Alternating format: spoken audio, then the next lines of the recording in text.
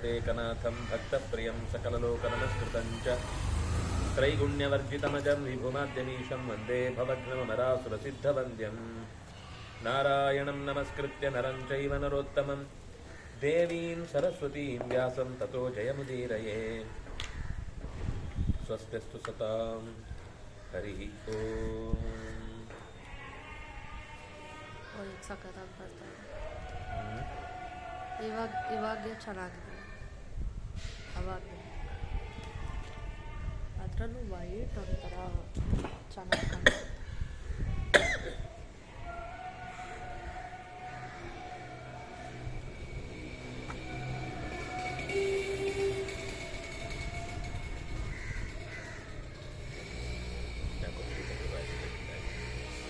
ಏನಾಯಿತು?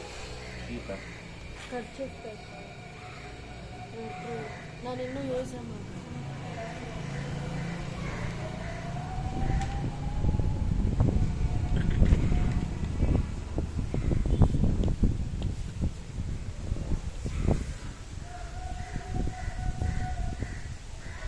ವಿದುರ ನೀತಿಯ ಮಾತು ಮುಗಿದ ಬಳಿಕ ಸನತ್ ಸುಜಾತರನ್ನ ಕರ್ಕೊಳ್ತಾನೆ, ಕೇಳ್ತಾನೆ ಅವರನ್ನು ಕರೀರಿ ಅಂತ. ಸನತ್ ಸುಜಾತರು ಎಂಥವರು ಅನ್ನುವುದನ್ನು ಒಂದು ಚೂರು ನಾವು ನೆನಪಿಸ್ಕೊಳ್ಬೇಕು. ಸನತ್ ಸುಜಾತರು ಬಹುಶಃ ಋಷಿಗಳಲ್ಲಿ ಅತ್ಯಂತ ಎತ್ತರದವರು. ಅವರಷ್ಟು ದೊಡ್ಡ ಋಷಿ ಇಡೀ ದೇವತಾ ಪ್ರಪಂಚದಲ್ಲೂ ಇಲ್ಲ. ಚತುರ್ಮುಖ ಇತ್ಯಾದಿಗಳೆಲ್ಲ ಋಷಿ ಬಿಡಿ, ಆದರೆ ಅವರು ಋಷಿ ಸದೃಶರಾಗಿ ಬದುಕಿದವರಲ್ಲ. ಅವರಿಗೆ 4 ಆಶ್ರಮಗಳ ಒಡನಾಟ ಇದೆ. ಆದರೆ ಒಂದು ಪ್ರತ್ಯೇಕವಾಗಿ ರೂಪವನ್ನು ಪಡೆದು ಇಂದ್ರನ ಸಮಾನ ಸ್ಕಂಧ ಸನತ್ಕುಮಾರರು. ಅಂದರೆ ಸನತ್ಕುಮಾರನಾಗಿ ಚತುರ್ಮುಖನಿಂದ ಹುಟ್ಟಿದ್ದು ಸನಕ ಸನಂದನ ಸನತ್ಕುಮಾರ ಅಂತ. ಅದರಲ್ಲಿ ಅದೇ ಸನತ್ಕುಮಾರ ರುದ್ರದೇವನ ಮಗನಾಗಿ ಸ್ಕಂದನಾಗಿ ಹುಟ್ಟಿದ್ದಾನೆ. ಅದೇ ಸನತ್ಕುಮಾರ ಭಗವಂತನ ಮಗನಾಗಿ ಕಾಮನಾಗಿ ಹುಟ್ಟಿದ್ದಾನೆ. ಮತ್ತೆ ಅವತಾರದಲ್ಲಿ ಕೃಷ್ಣನಿಗೆ 2 ಸಲ ಹುಟ್ಟಿದ್ದಾನೆ. ಅವನು ಪ್ರದ್ಯುಮ್ನಾಗಿ ಹುಟ್ಟಿದ್ದಾನೆ, ಸಾಂಬನಾಗಿ ಹುಟ್ಟಿದ್ದಾನೆ.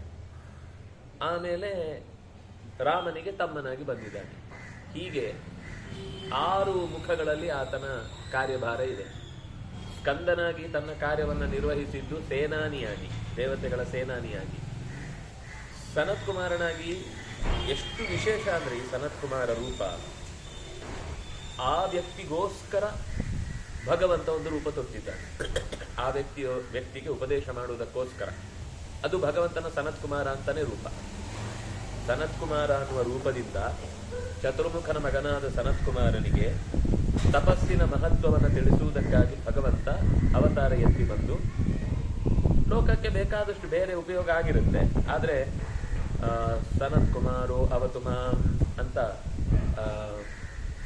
ನಾರಾಯಣ ವರ್ಮದಲ್ಲಿ ಈ ಸನತ್ಕುಮಾರನಿಗೆ ಒಲಿದ ಭಗವಂತನ ರೂಪವನ್ನು ನೆನಪಿಸ್ತಾರೆ.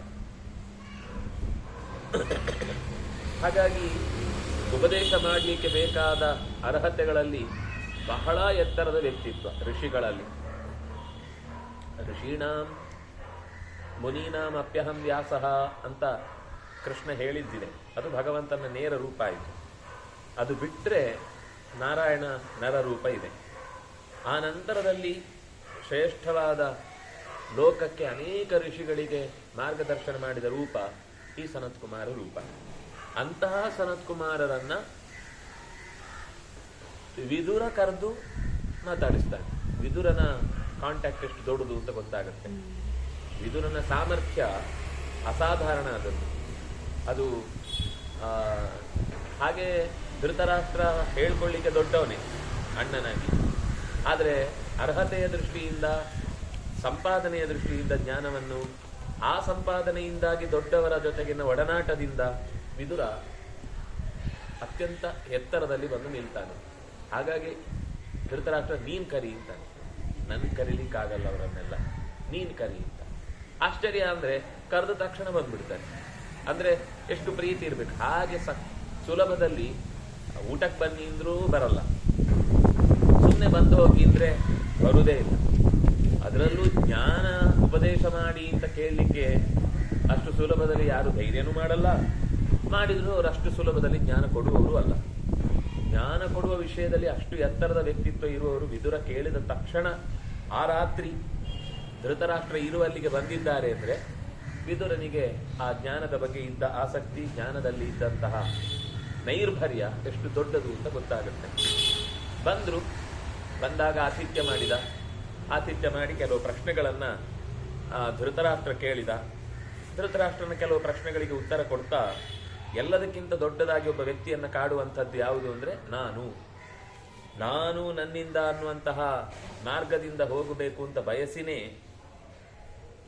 ಅನೇಕ ರೀತಿಯ ದುರ್ದೈವಗಳನ್ನು ತನ್ನ ಮೇಲೆ ಎಳ್ಕೊಳ್ತಾನೆ. ಅಹಂಗತೇನೈವ ಚರನ್ವಿ ಮಾರ್ಗಾತ್ ನಚಾತ್ಮನೋ ಯೋಗಮುಪೈತಿ ಕಶ್ಚಿತ್ ಅಂತ ಹಿಂದೆ ಹೇಳಿದರು. ನಾನು ಅನ್ನುವುದು ಯಾವಾಗ ಕಳೆದು ಹೋಗುತ್ತೋ ಆಗಲೇ ಅವನು ತಪ್ಪು ದಾರಿಯಿಂದ ಈಚೆಗೆ ಬಂದು ತನಗೆ ಸರಿಯಾದ ಗುರಿಯನ್ನು ತಲುಪಲಿಕ್ಕಾಗುತ್ತೆ. ಯಾರು ಆ ಅಹಂ ಅನ್ನೋದನ್ನು ಬಿಡುವುದಿಲ್ವೋ ಅವನು ನ ಆತ್ಮನಃ ಯೋಗಂ ಉಪತಿಷ್ಠತಿ, ಅವನು ಆತ್ಮನ ಯೋಗವನ್ನು ಪಡೆಯುವುದಿಲ್ಲ. ತೇ ಮೋಹಿತಾ, ಅವರು ಮೋಹಕ್ಕೆ ಒಳಗಾಗಿ, ಮೋಹದ ಜಾಲಕ್ಕೆ ಒಳಗಾಗಿ ಯಾವ ಕಾಲದಲ್ಲೂ ಕೂಡ ಭಗವಂತನ ಪ್ರಜ್ಞೆಯನ್ನ ಸರಿಯಾಗಿ ಹೊಂದಲಿಕ್ಕೆ ಅವರಿಗೆ ಆಗುವುದಿಲ್ಲ. ಅದರಿಂದಾಗಿ ಶರೀರ ಬಿಟ್ಟು ಹೋಗ್ತಾರೆ. ಪ್ರೇತಾಹ ಅಂದರೆ ಸಂಸ್ಕೃತದಲ್ಲಿ ನಾವು ಅರ್ಥ ಮಾಡುವ ಅರ್ಥ ಅಲ್ಲ. ಪ್ರೇತಾಹ ಅಂದರೆ ಶರೀರ ಬಿಟ್ಟು ಹೋದವರು. ಚೆನ್ನಾಗಿ ಬಿಟ್ಟು ಹೋದ್ರು ಅಂದರೆ ಶರೀರದಲ್ಲಿ ನಾನು ಬಿಟ್ಟು ಹೋಗ್ತಾ ಇದ್ದೇನೆ ಅಂತ ಹೋಗುವಾಗ ಅವರಿಗೆ ಗೊತ್ತಿದೆ ಅಂದರೆ ಅವರು ಸ್ವಲ್ಪ ವಿಶಿಷ್ಟ ಪ್ರೇತರು. ಇನ್ನೂ ಮತ್ತೆ ಈ ಸಂಸಾರದ ಚೌಕಟ್ಟಿನಲ್ಲಿ ನಾನು ಬರಬಾರ್ದು ಅನ್ನುವ ಅಪರೋಕ್ಷ ಜ್ಞಾನದ ಜೊತೆಗೆ ಸಂಕಲ್ಪ ಮಾಡಿ ಭಗವಂತನನ್ನ ಅತ್ಯಂತ ಹತ್ತಿರ ಮಾಡಿಕೊಂಡವರು ಅವರು ಪೂರ್ಣ ಪ್ರಮಾಣದ ಮಹಾಪ್ರೇತರು. ಪ್ರೇತರು ಅನ್ನೋ ಶಬ್ದಕ್ಕೆ ಮೋಕ್ಷಕ್ಕೆ ಹೋಗಲು ಯೋಗ್ಯವುಳ್ಳವರು ಅಂತ ಅರ್ಥ. ಉಪನಿಷತ್ತಿನಲ್ಲಿ ಎಲ್ಲ ಕಡೆಯಲ್ಲಿ ಪ್ರೇತ ಅನ್ನುವ ಶಬ್ದಕ್ಕೆ ನಾವು ಲೋಕದಲ್ಲಿ ಬಳಸುವ ಅರ್ಥ ಇಲ್ಲವೇ ಇಲ್ಲ. ಇತ ಇಲ್ಲಿಂದ ಹೊರಟವರು, ಇತ ಅಂದ್ರೆ ಇಣಗತವರು. ಅದು ಹೇಗೆ ಅಂದ್ರೆ ತಿಳಿದು ಹೋಗುವುದು ಜಾಸ್ತಿ ಅವರ ದೊಡ್ಡತನವನ್ನು ಹೇಳುತ್ತೆ. ನಾನು ದೇಹ ಬಿಡ್ತಾ ಇದ್ದೇನೆ, ಒಳಗಿನ ಪ್ರತಿಯೊಂದು ಚಕ್ರದಲ್ಲೂ ಕೂಡ ಆ ಭಗವಂತನ ರೂಪವನ್ನು ಅನುಸಂಧಾನ ಮಾಡಿ ನಾನು ಸೇರಬೇಕಾದ ಮೇಲಿನ ಬೆಳಕಿನ ದೇವತೆಗಳನ್ನ ಯೋಚನೆ ಮಾಡಿ ಅತ್ಯತಿಷ್ಠ ದಶಾಂಗುಲಂ ಅಂತ ನೆತ್ತಿಯಿಂದ ಮೇಲ್ಭಾಗಕ್ಕಿರುವ ವಾಸುದೇವ ರೂಪಿ ಪರಮಾತ್ಮನ ಪದ ತಲದಲ್ಲಿ ತನ್ನ ಜೀವವನ್ನ ನೆಲೆಸುವಂತೆ ಮಾಡ್ತಾ ಇದ್ದೇನೆ ಅಂತ ಬ್ರಹ್ಮರಂಧ್ರ ದಾಟಿ ಹೋದ ಅಂದ್ರೆ ಅವನು ಪೂರ್ಣ ಪ್ರಮಾಣದ ಪ್ರೇತ. ಇಲ್ಲಿ ಶರೀರ ಬಿಟ್ಟು ಹೋಗುವುದನ್ನು ಹೇಳ್ತಾ ಅಂಥವರು ಮೃತ್ಯುವಿನ ಬಾಯಲ್ಲಿ ಸಿಲುಕಿ ಮತ್ತೆ ಚೌಕಟ್ಟಿನಲ್ಲಿ, ಸಂಸಾರದ ಚೌಕಟ್ಟಿನಲ್ಲಿ ಬರ್ತಾರೆ.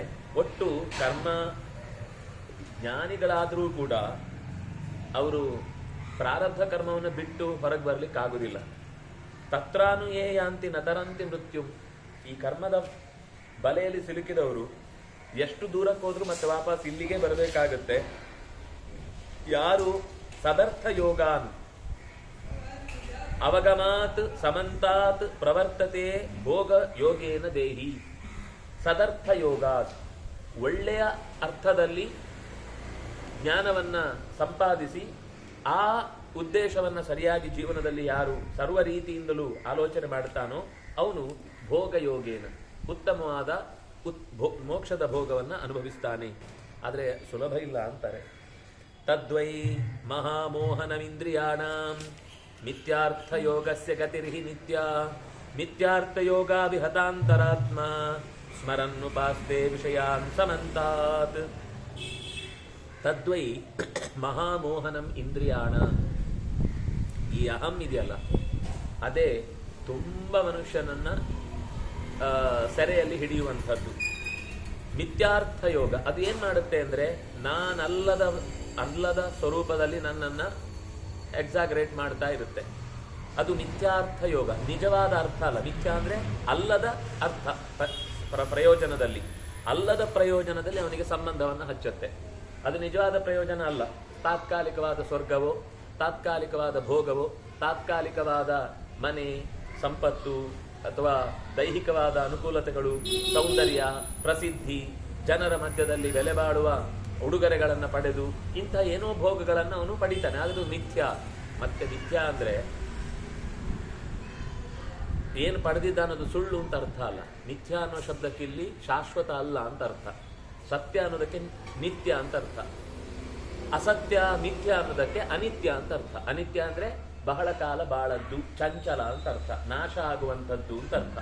ಅಂತಹ ನಾಶವಾಗುವ ಸಂಪತ್ತಿನ ಬೆನ್ನ ಹಿಂದೆ ಅವನು ಗತಿರ್ಹಿ, ಅದರಲ್ಲಿ ಗತಿ ನಿತ್ಯ, ನಾಶವಾಗುವ ಭೋಗದಲ್ಲಿಯೇ ತಿರುಗ್ತಾ ಇರ್ತಾನೆ.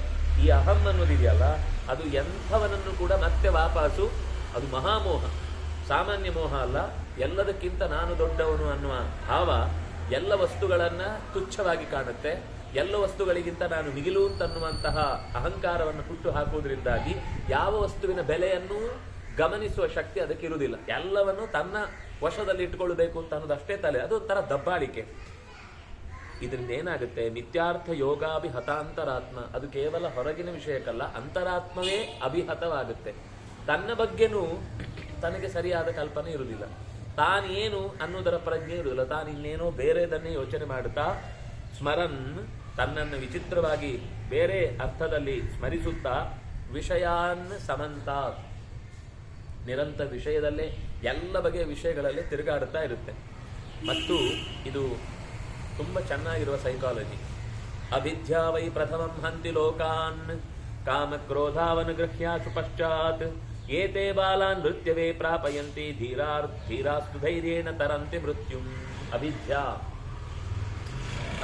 ಅಂದ್ರೆ ಅದೇ ವಿಷಯದ ಬಗ್ಗೆ ಮತ್ತೆ ಮತ್ತೆ ಮತ್ತೆ ಮತ್ತೆ ಆಲೋಚನೆ ಮಾಡ್ತಾ ಇರುವುದು.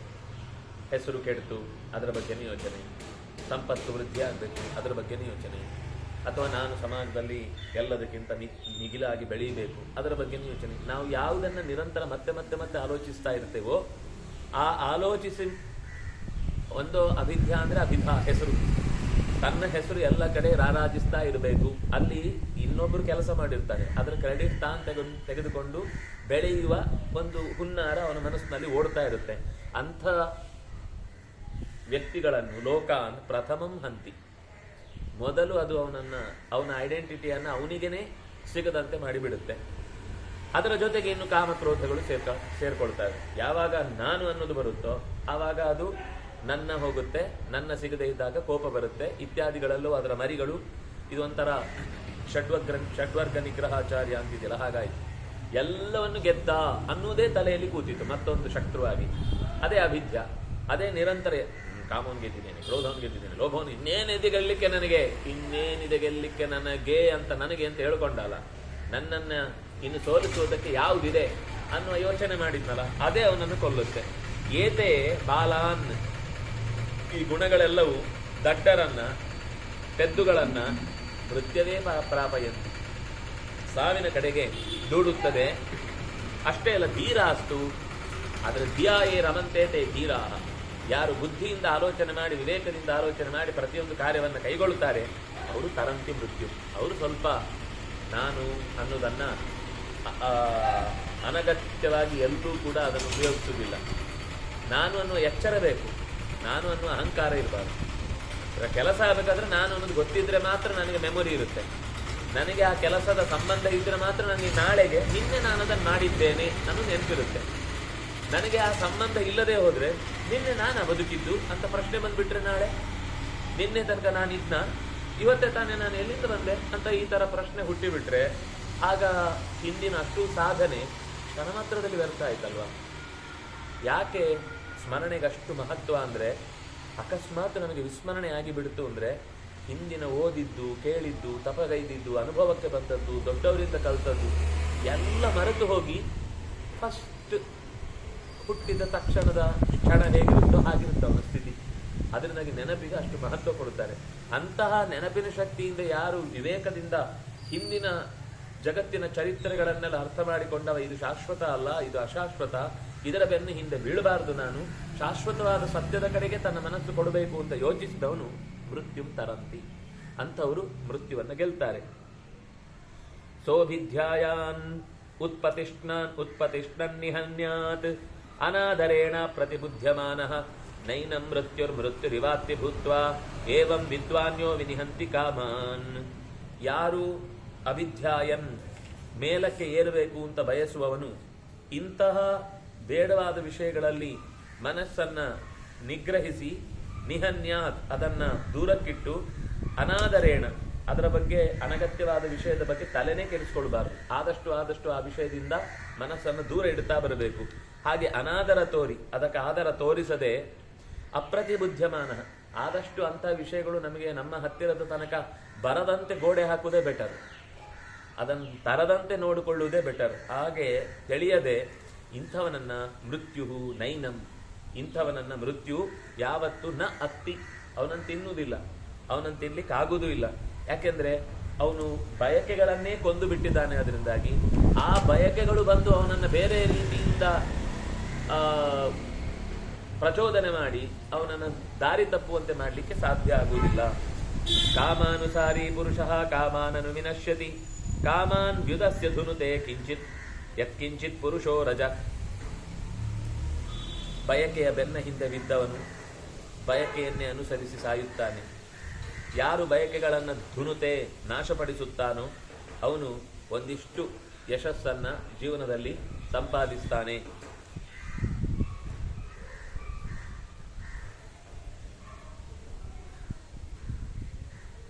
ಈ ಅಜ್ಞಾನ ಇದೆಯಲ್ಲ, ತಮೋ ಪ್ರಕಾಶ ಭೂತಾನ ನರಕೋಯಂ ಪ್ರದರ್ಶ್ಯತೆ. ತಮಸ್ಸಿನ ಪ್ರಭಾವ ಏನಿದೆ ಅದು ಮನುಷ್ಯನಿಗೆ ಅತ್ಯಂತ ನರಕಕ್ಕೆ ಕಾರಣವಾದಂತಹ ಸಂಗತಿ. ಇದರಿಂದ ಮೋಹಕ್ಕೊಳಗಾಗ್ತಾರೆ, ಓಡ್ತಾ ಇರ್ತಾರೆ. ಎಲ್ಲಿಗೆ ಓಡ್ತಾ ಇದ್ದಾರೆ ಅಂತ ಅವರಿಗೂ ಗೊತ್ತಿಲ್ಲ.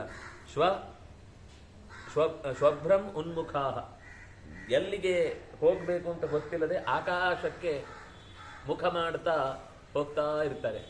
ಕೆಳಗಡೆ ಗುಂಡಿ ಇದೆಯಾ ನೋಡುವುದೇ ಇಲ್ಲ, ಸೀದಾ ಬೀಳ್ತಾರೆ. ಯಾಕಂದ್ರೆ ಈ ಹೇಳುದಿಲ್ಲ ಆಕಾಶ ನೋಡ್ಕೊಂಡು ಹೋಗ್ಬೇಡ, ನೆಲ ನೋಡ್ಕೊಂಡು ಹೋಗು ಅಂತ. ನೆಲ ನೋಡ್ಕೊಂಡು ಹೋಗುದು ಯಾಕೆಂದ್ರೆ ಕಾಲಿರುವುದು ನೆಲದಲ್ಲಿ, ಕಾಲ ಆಕಾಶದಲ್ಲಿದ್ರೆ ಆಕಾಶ ನೋಡ್ಬೇಕಿತ್ತು, ಕಾಲಿರುವುದು ನೆಲದಲ್ಲಿ. ಹಾಗಾಗಿ ಉನ್ಮುಖ ಮೇಲ್ಮುಖ ಮಾಡಿಕೊಂಡು ಮೋಡ ನೋಡ್ಕೊಂಡು ಹೋಗ್ತಿರ್ತಾರೆ. ಕೆಳಗಡೆ ಗುಂಡಿ ಬಿದ್ದರೆ ಅದರಲ್ಲಿ ಬಿದ್ದು ಮತ್ತೆ ಮೇಲೆ ನೋಡ್ತಿರ್ತಾರೆ. ನನ್ನನ್ನೇನು ಇಷ್ಟು ಮೇಲೆ ನೋಡ್ತಾ ಇದೆ, ಆದ್ರೂ ನನ್ನನ್ನು ಕೆಳಗೆ ಬೀಳಿಸ್ತದೆ ದೇವರು ಅಂತ. ಕೆಳಗೆ ಬೀಳಬಾರ್ದು ಅಂದ್ರೆ ಕೆಳಗೆ ನೋಡ್ಬೇಕು, ಮೇಲ್ ನೋಡುದಲ್ಲ. ಮೇಲೆ ನೋಡುದ್ರಿಂದ ಒಂದ್ಸಲಕ್ಕೆ ಗೊತ್ತಾಗ್ಬೇಕಷ್ಟೇ ಎಷ್ಟು ಮೇಲೆ ಹತ್ಲಿಕ್ಕಿದೆ ಅಂತ. ಬೇಕಾದ್ರೆ ಮೇಲೆ ನೋಡಿ ಒಂದ್ಸಲ, ಆದ್ರೆ ಹತ್ತುವಾಗ ನೋಡ್ಬೇಕಾದ್ನೆಲ್ಲ ತಿರುಪತಿ ಬೆಟ್ಟ ಹತ್ಕೊಂಡು ಹೋಗುವಾಗ ಮೆಟ್ಲು ನೋಡದೆ ಮೇಲೆ ನೋಡ್ಕೊಂಡು ಹೋದ್ರೆ ಏನಾಗುತ್ತೆ, ಇನ್ನು ಮೇಲಿನ ಹಲ್ಗಳೆಲ್ಲ ಹೋಗುತ್ತೆ, ಏನು ಉಪಯೋಗಕ್ಕಿಲ್ಲ. ಹಾಗಾಗಿ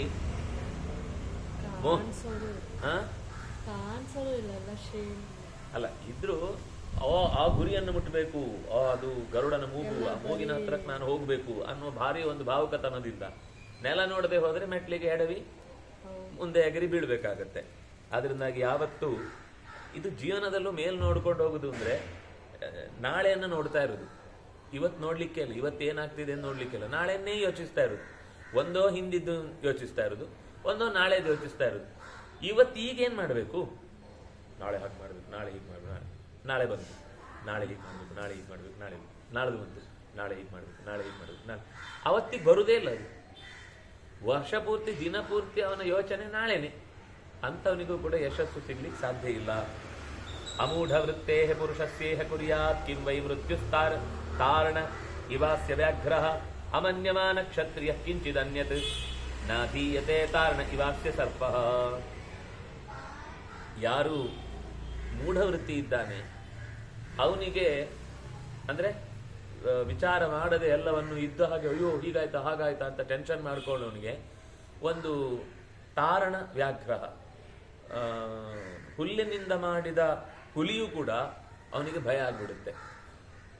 ಆದರೆ ಯಾರು ಸ್ವಲ್ಪ ವಿವೇಕದಿಂದ ಮುಂದೆ ಬರುವ ಜೀವನದ ಘಟನೆಗಳನ್ನು ಆಲೋಚನೆ ಮಾಡಿ ಎದುರಿಸ್ತಾನೆ ಅವನಿಗೆ ಗೊತ್ತಾಗುತ್ತೆ ಇದು ಭಯಪಡಿಸ್ಲಿಕ್ಕೋಸ್ಕರ ನಮ್ಗೆ ಇರುವಂತಹ ಹುಲ್ಲಿನ ಹುಲಿ ಹೊರತು ಇದು ನಿಜವಾದ ಹುಲಿ ಅಲ್ಲ, ಇದು ಹುಲ್ಲಿನ ಸರ್ಪ ಹೊರತು ನಿಜವಾದ ಸರ್ಪ ಅಲ್ಲ. ಯಾಕಂದ್ರೆ ತಿಳುವಳಿಕೆ ಇಲ್ಲದೆ ಇದ್ದಾಗ, ಅಜ್ಞಾನ ಇದ್ದಾಗ ಅದು ಭಯ ಕೊಡುತ್ತೆ. ಹುಲ್ಲಿನ ಸರ್ಪ ಗೊತ್ತಿದೆ ಅಂತಾದಾಗ ನಮ್ಗೇನು ಅನ್ಸಲ್ಲ. ಗೊತ್ತಿಲ್ಲದೆ ಅಕಸ್ಮಾತ್ ಮೈ ಮೇಲೆ ಬಿದ್ದಾಗ ಒಂದ್ಸರ್ತಿ ಗೊತ್ತಾಗದೇ ಇದ್ದಾಗ ಕತ್ಲೆಯಲ್ಲಿ ಏನು ಅಂತ ಕಾಣಿಸ್ಲಿಲ್ಲ, ಸುರ್ರ ಅಂತ ಒಂದ್ಸರ್ತಿ ಉಸಿರಿದ್ದು ಬುಸುಗುಟ್ಟಿದ ಶಬ್ದ ಕೇಳಿಸ್ತು, ಆಮೇಲೆ ಈ ಹುಲ್ಲಿನ ಹಾವು ಬಿತ್ತು, ಹಾವೇ ಬಿತ್ತು ಅಂತ ಅನ್ಕೊಂಡು ಒಂದ್ಸರ್ತಿ ಕಚ್ಚೋ ಮುಂಚೆನೆ ಎದೆ ಹೊಡೆದೋಗುತ್ತೆ. ಅಂದ್ರೆ ಆ ತರ ಅಜ್ಞಾನ ಇದ್ದದ್ರಿಂದ ಪ್ರಾಣ ಹೋಗುದು ಹೊರತು ಆ ಪ್ರಾಣಿಯಿಂದ ಪ್ರಾಣ ಕಳ್ಕೊಳ್ಳೋದಲ್ಲ. ಅದರಿಂದಾಗಿ ಕೆಲವು ಸರ್ತಿ ಕಾಲ ಹಾಗೇನೆ ನಮ್ಗೆ ಏನು ಅಂತ ಮುಂದಿದ್ದು, ಹೆಚ್ಚಿನ ಜನಕ್ಕೆ ಸಾವಿನ ಬಗ್ಗೆ ಅಂತಹ ಒಂದು ಆಸಕ್ತಿ ಯಾಕೆ ಬರುತ್ತೆ ಅಂದ್ರೆ ಆ ಹೊತ್ತಿಗೆ ಮುಂದೆ ಏನಿದೆ ಅಂತ ಅನ್ನೋದನ್ನ ಎದುರಿಸಲಿಕ್ಕೆ ಧೈರ್ಯ ಇಲ್ಲ. ಮುಂದೆ ಏನಾಗಬಹುದು ಅನ್ನೋದನ್ನ ಯೋಚಿಸಿ, ಅಯ್ಯೋ ಇದು ಇಷ್ಟು ದಿವಸ ಕಳೆದು ಹೋದ ಹಾಗೆ ಇದೂ ಕೂಡ ಕಳೆದು ಹೋಗುತ್ತೆ ಅಂತ ಒಂದು ಯೋಚನೆ ಮಾಡ್ಲಿಕ್ಕೆ ಬರಲ್ಲ. ಆದ್ರಿಂದಾಗಿ ಅದು ಆ ಕ್ಷಣ ಮಾತ್ರ. ಸ್ವಲ್ಪ ಹೊತ್ತಾದ್ಮೇಲೆ ಅಯ್ಯೋ ನಾನು ಇಷ್ಟೊತ್ತು ಯೋಚನೆ ಮಾಡಿದ್ದು, ಇದಕ್ಕಿಂತ ಇನ್ನೂ ಚೆನ್ನಾಗೇ ಬದುಕಲಿಕ್ಕೆ ಆಗ್ತಿತ್ತು ಅಂತ ಆಮೇಲೆ ಸಮಾಧಾನ ಆಗುತ್ತೆ. ಎಲ್ಲರಿಗೂ ಒಂದಲ್ಲ ಒಂದು ದಿವಸ ಈ ತರ ಯೋಚನೆ ಬರುತ್ತೆ. ಆದ್ರೆ ಯಾರಿಗೆ ಆ ಕ್ಷಣದಲ್ಲಿ ಹಾಗೆ ಮಾಡಿದ್ರೆ ಸಮಸ್ಯೆ ಪರಿಹಾರ ಆಗುತ್ತಾ ಅಂತ ಪ್ರಶ್ನೆ ಬಂದ್ರೆ ಉತ್ತರ ಸಿಕ್ಬಿಡುತ್ತೆ. ಇವನದು ಉತ್ತರ ಹುಡುಕುದಲ್ಲ, ಈ ಕ್ಷಣದ ಅವ್ಯವಸ್ಥೆಯಿಂದ ನಾನು ಪಾರಾಗಬೇಕು, ಇಲ್ಲಿಂದ ನಾನು ದೂರ ಆಗ್ಬೇಕು ಅಷ್ಟೇ. ಅಲ್ಲಿ ಏನು ಗೊತ್ತಿಲ್ಲ. ಅದು ಹೋಗಿ ಬಾಣಲೆಯಿಂದ ಬೆಂಕಿಗೆ ಬಿದ್ದ ಹಾಗನೋ ಗೊತ್ತಿಲ್ಲ. ಅಲ್ಲಿ ತಗೊಂಡೋಗಿ ನಾವು ಇಲ್ಲಿಂದ ತಪ್ಪಿಸ್ಕೊಳ್ಬೇಕು ಅಂತ ಹೋಗಿದ್ದಕ್ಕೆ ಅಲ್ಲೋಗಿ ಇನ್ನೊಂದು ದೊಡ್ಡ ಬಾಣಲೆಲ್ಲ ಹಾಕ್ತಾರೆ, ದೊಡ್ಡ ನರಕದ ಮೋರಿಯಲ್ಲಿ ಹಾಕ್ತಾರೆ. ಯಾಕೆಂದ್ರೆ ನಿನಗೆ ಯಾರು ಶರೀರವನ್ನು ಕಳಿಸ್ಕೊಳ್ಳಿಕ್ಕೆ ಹೇಳಿದ್ದು? ಕೊಟ್ಟದ್ದು ನಾನ್ ತಾನೆ. ನಾನು ಕೊಟ್ಟದನ್ನು ನಾನು ತಗೊಳ್ತೇನೆ. ನಾನು ತಗೊಳ್ಳುವಾಗ ನೀನು ಬಿಟ್ಟು ಬರ್ಬೇಕು. ಅದು ಬಿಟ್ಟು ಈಗಲೇ ನನಗೆ ಬೇಡ, ಇಂಟ್ರೆಸ್ಟ್ ಇಲ್ಲ, ಯಾರೋ ಒಬ್ರು ಟಿಕೆಟ್ ಕೊಡ್ತಾರೆ ಯಾವುದೋ ಒಂದು ಒಳ್ಳೆ ಕಾರ್ಯಕ್ರಮಕ್ಕೆ, ಕೇಳಿ ಕೇಳಿ ಕೇಳಿ ಕೇಳಿಸ್ಕೊಂಡಿರ್ತಾನೆ. ಮಧ್ಯದಲ್ಲಿ ಹೋಗ್ಬಾರ್ದು ಅಂತ ಅವರದೊಂದು, ಯಾಕೆಂದ್ರೆ ಅದು ಕತ್ಲೆಯ ಯಾವುದೋ ಒಂದು ಪ್ರೋಗ್ರಾಮ್. ಅದೆಲ್ಲ ನಂಗೆ ಗೊತ್ತಿಲ್ಲ, ನನಗೆ ಎದ್ದು ಹೋಗ್ಬೇಕು ಅಂತ ಮಧ್ಯದಲ್ಲಿ ಲೈಟ್ ಹಾಕೊಂಡು ಎಲ್ಲರೂ ಬೈತಾರೆ ಅವನನ್ನು. ಹಾಗೆ ಈ ಜೀವನ ಕೂಡ ಒಂದು ಶೋ. ಇದರ ಮಧ್ಯದಲ್ಲಿ ಒಂದು ಶೋ ನೋಡ್ತಾ ಇದ್ದೀವಿ. ಇಲ್ಲಿ ಮಧ್ಯದಲ್ಲಿ ನಾವು ಲೈಟ್ ಹಾಕೋಂಗಿಲ್ಲ, ನೋಡ್ತಾ ಇರ್ಬೇಕು. ಮುಗಿಸಿದ ಮೇಲೆ ನಮ್ದಾದ್ಮೇಲೆ ಶೋಗಳು ಬೇರೆ ಬೇರೆ ಇದ್ದಾಗೆ ಅವರವರನ್ನು ಕಳಿಸ್ತಾರೆ, ಆ ಸೃಷ್ಟಿಯಲ್ಲಿ ಮುಗ್ದದ್ದನ್ನು ಕಳಿಸ್ತಾ ಇರ್ತಾರೆ. ಆವಾಗಲೇ ಹೊರಡಬೇಕು ಹೊರತು ಆವಾಗ ಇಡೀ ಸಿಚುವೇಶನ್ ಏನು ಅಂತ ತಲೆಯಲ್ಲಿ ಬಂದು ಅದರಿಂದ ಒಂದು ಅನುಭವ ಬರುತ್ತೆ. ಇದು ಮಧ್ಯದಲ್ಲಿ ಎದ್ದೋಗಿ ಅಲ್ಲಿ ಏನು ಚೆನ್ನಾಗಿರ್ಲಿಲ್ಲ, ನೀನ್ ಮಧ್ಯದಲ್ಲಿ ಎದ್ದು ಬಂದಿ, ಆಮೇಲೆ ಎಷ್ಟು ಚೆನ್ನಾಗಿತ್ತು ಗೊತ್ತಾ ಅದಕ್ಕೆ ಉತ್ತರ, ನೀನ್ ಅದನ್ನ ನೋಡ್ಲಿಲ್ಲ, ನೀನ್ ಇಲ್ಲಿಂದ ಕೂತ್ಕೊಂಡು ಅದನ್ನ ವಿಮರ್ಶೆ ಮಾಡಿ ಅದರ ಟೀಕೆ ಮಾಡಿ ಅದು ಸರಿ ಇಲ್ಲ ಅಂತ ಹೇಳಿದ್ರೆ ನೀನ್ ದಡ್ಡ, ಮಧ್ಯದಲ್ಲಿ ಎದ್ದು ಬಂದಿದ್ದು ನೀನ್ ತಪ್ಪು ಅಂತ. ಅಂದ್ರೆ ಹಾಗೆ ಪೂರ್ಣ ನೋಡದೆ ಜೀವನದ ಬಗ್ಗೆ ನಿರ್ಧಾರ ಮಾಡಿ ಇದರಿಂದ ಅನಾಹುತ ಆಗುತ್ತೆ, ಇದರಿಂದ ಅನರ್ಥ ಆಗ್ಬಿಡುತ್ತೆ, ನನ್ಗೇನೋ ಕಷ್ಟ ಆಗ್ಬಿಡುತ್ತೆ, ನಾನು ಅದನ್ನು ಎದುರಿಸಲಿಕ್ಕೆ ಅಸಮರ್ಥನಾಗ್ತೇನೆ ಅಂತ ಅನ್ನಿಸುವ ಕ್ಷಣಗಳಿಂದಾಗಿ ಆತ ಜೀವನದಲ್ಲಿ ಪೆಟ್ಟು ತಿಂತಾನೆ ಅನ್ನೋದನ್ನ ಹೇಳ್ತಾನೆ. ಕ್ರೋಧಾಲ್ಲೋಭಾತ್ ಮೋಹ ಭಯಾಂತರಾತ್ಮ ಸ್ವವೈ ಮೃತ್ಯು ಸ್ವಚ್ಛರೀರೇ ಸ ಏಷಃ ಏವಂ ಮೃತ್ಯು ಜಾಯಮಾನಂ ವಿದಿತ್ವಾ ಜ್ಞಾನೇ ತಿಷ್ಠನ್ ನ ಬಿಭೇತಿಹ ಮೃತ್ಯೋಃ ವಿನಶ್ಯತೆ ವಿಷಯೇ ತಸ್ಯ ಮೃತ್ಯುರ್ಯಥಾ ವಿಷಯಂ ಪ್ರಾಪ್ಯ ಮರ್ತ್ಯಃ. ಕೋಪದಿಂದ, ಲೋಭದಿಂದ, ಮೋಹದಿಂದ, ಭಯದಿಂದ ಬೇರೆ ಬೇರೆ ಕಾರಣಕ್ಕಾಗಿ ಮನುಷ್ಯ ತನ್ನ ಮೃತ್ಯುವನ್ನ ಹತ್ತಿರ ಮಾಡ್ಕೊಳ್ತಾನೆ. ಮೃತ್ಯು ಅಂದ್ರೆ ದೇಹ ಬಿಡುವುದು ಮಾತ್ರ ಮೃತ್ಯು ಅಲ್ಲ. ಭಯದಿಂದ ಬದುಕುವುದು ಮೃತ್ಯು, ಮೋಹಕ್ಕೊಳಗಾಗುವುದು ಮೃತ್ಯು, ಕಾಮಕ್ಕೊಳಗಾಗುವುದು ಮೃತ್ಯು. ಎಲ್ಲ ಬಗೆಯ ನಮ್ಮ ತನವನ್ನ ನಮಗೆ ಪರಿಚಯಿಸದಂತೆ ನಮ್ಮನ್ನು ದೂರ ಯಾವುದು ಮಾಡುತ್ತೋ ಅದೆಲ್ಲವೂ ಮೃತ್ಯುವೆ. ಅಂತಹ ಎಲ್ಲಾ ರೀತಿಯ ಮೃತ್ಯುವಿಗೆ ಮನುಷ್ಯ ತನ್ನನ್ನ ವಿಷಯ ಪದಾರ್ಥಗಳಿಗೆ ಒಳಪಡಿಸಿದ್ರಿಂದ ಬಲಿಯಾಗ್ತಾನೆ ಇರ್ತಾನೆ. ಆದ್ರೆ ಯಾರು ಜಾಯಮಾನಂ, ಇದು ಮೃತ್ಯು ಆಗಿ ನಮ್ಮನ್ನ ಕಾಡ್ಲಿಕ್ಕಿದೆ ಅನ್ನೋದನ್ನ ಮನಸ್ಸಲ್ಲಿ ಇಟ್ಟುಕೊಂಡು ವಿದಿತ್ವ ಜ್ಞಾನೇ ತಿಷ್ಠನ್, ಏನಾದ್ರೂ ಅವನ ಸಂಕಲ್ಪದಂತಾಗುತ್ತೆ. ಅದು ಹೊರತಾಗಿ ಇನ್ಯಾವುದರಿಂದಲೂ ಏನೂ ಬದಲಾಯಿಸ್ಲಿಕ್ಕೆ ಸಾಧ್ಯ ಇಲ್ಲ. ನನಗೇನೋ ಒಂದು ಈಗ ತೊಂದರೆ ಅಂತ ನನ್ನ ಮಟ್ಟಿಗೆ ಅನ್ನಿಸಿದ್ರು ಅದು ಅವನ ಸಂಕಲ್ಪದಲ್ಲಿದ್ರೆ ಅದು ನಂಗೆ ಹಿತವೇ, ನನಗೀಗ ಗೊತ್ತಿಲ್ಲ ಅಷ್ಟೇ. ನಾನು ಅದನ್ನು ಯೋಚನೆ ಮಾಡ್ತಾ ಇರೋದು ನಾನು ಅನ್ಕೊಂಡಾಗ ಆಗ್ತಿಲ್ಲ ಅಂತ. ಆದ್ರೆ ಯಾರು ಜಾನನ್ ಆ ವಿಷಯದಲ್ಲಿ ಚೆನ್ನಾಗಿ ತಿಳಿದು ತಿಷ್ಠನ್ ಬಿಭೇತೀಹ ಮೃತ್ಯೋ, ಆಗ ಮೃತ್ಯುವಿಗೆ ಅವನು ನ ಬಿಭೇತಿ, ಭಯಪಡುವುದಿಲ್ಲ. ವಿಷಯವೇ ಅವನ ಕೈಯಿಂದ ಜಾರಿ ಹೋಗುತ್ತೆ. ಆ ವಿಷಯ ಪದಾರ್ಥಗಳೇ ಅವನನ್ನು ಯಾವ ರೀತಿಯಿಂದಲೂ ಕಾಡ್ಲಿಕ್ಕಾಗದೆ ದೂರವಾಗುತ್ತೆ.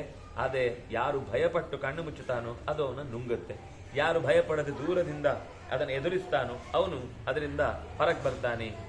ಮತ್ತೆ ಧೃತರಾಷ್ಟ್ರ ಕೇಳ್ತಾನೆ, ಯಾನೇವಾಹುರ್ ಇಜ್ಜಯಾ ಸಾಧು ಲೋಕಾನ್ ದ್ವಿಜಾತೀನಾಂ ಪುಣ್ಯತಮಾನ್ ಸನಾತನಾತ್ ತೇಷಾಂ ಪರಾರ್ಥಂ ಕಥಯಂತೀಹ ವೇದಾಃ ಏತದ್ವಿದ್ವಾನ್ ನೈತಿ ಕಥನ್ನು ಕರ್ಮ. ಬಹಳ ಜನ ಕರ್ಮದಿಂದ ಬೇಕಾದಷ್ಟು ಕೆಲಸ ಆಗತ್ತೆ, ಕರ್ಮದಿಂದಲೇ ಎಲ್ಲವನ್ನು ಸಾಧಿಸುವುದಾಗತ್ತೆ ಅಂತೆಲ್ಲ ಹೇಳ್ತಾರೆ. ಅದರಿಂದಾಗಿ ಯಜ್ಞಾದಿ ಕರ್ಮಗಳು ಪರಿಶುದ್ಧವಾಗಿಯೂ ಸನಾತನವಾದ, ಯಾಕೆಂದ್ರೆ ಯಜ್ಞೈರಿಷ್ಟ್ವಾ ಸ್ವರ್ಗತಿಂ ಪ್ರಾರ್ಥಯಂತೆ ತೇ ಪುಣ್ಯಮಾಸಾದ್ಯ ಸುರೇಂದ್ರ ಲೋಕಂ ಅಂತ ಗೀತೆಯಲ್ಲೂ ಕೂಡ ಈ ಮಾತು ಬಂದಾಗ ಉತ್ತಮವಾದ ಕರ್ಮವನ್ನು ಮಾಡಿದ್ದಕ್ಕೆ ಸ್ವರ್ಗಾದಿ ಫಲಗಳು ಸಿಗ್ತವೆ ಅಂತಿದೆ. ಕರ್ಮಗಳಿಂದ ಉತ್ತಮವಾದ ಲೋಕ ಇದೆ. ವೇದಗಳು ಕೂಡ ಆ ಲೋಕದ ಬಗ್ಗೆ ಮಾತಾಡುತ್ತೆ.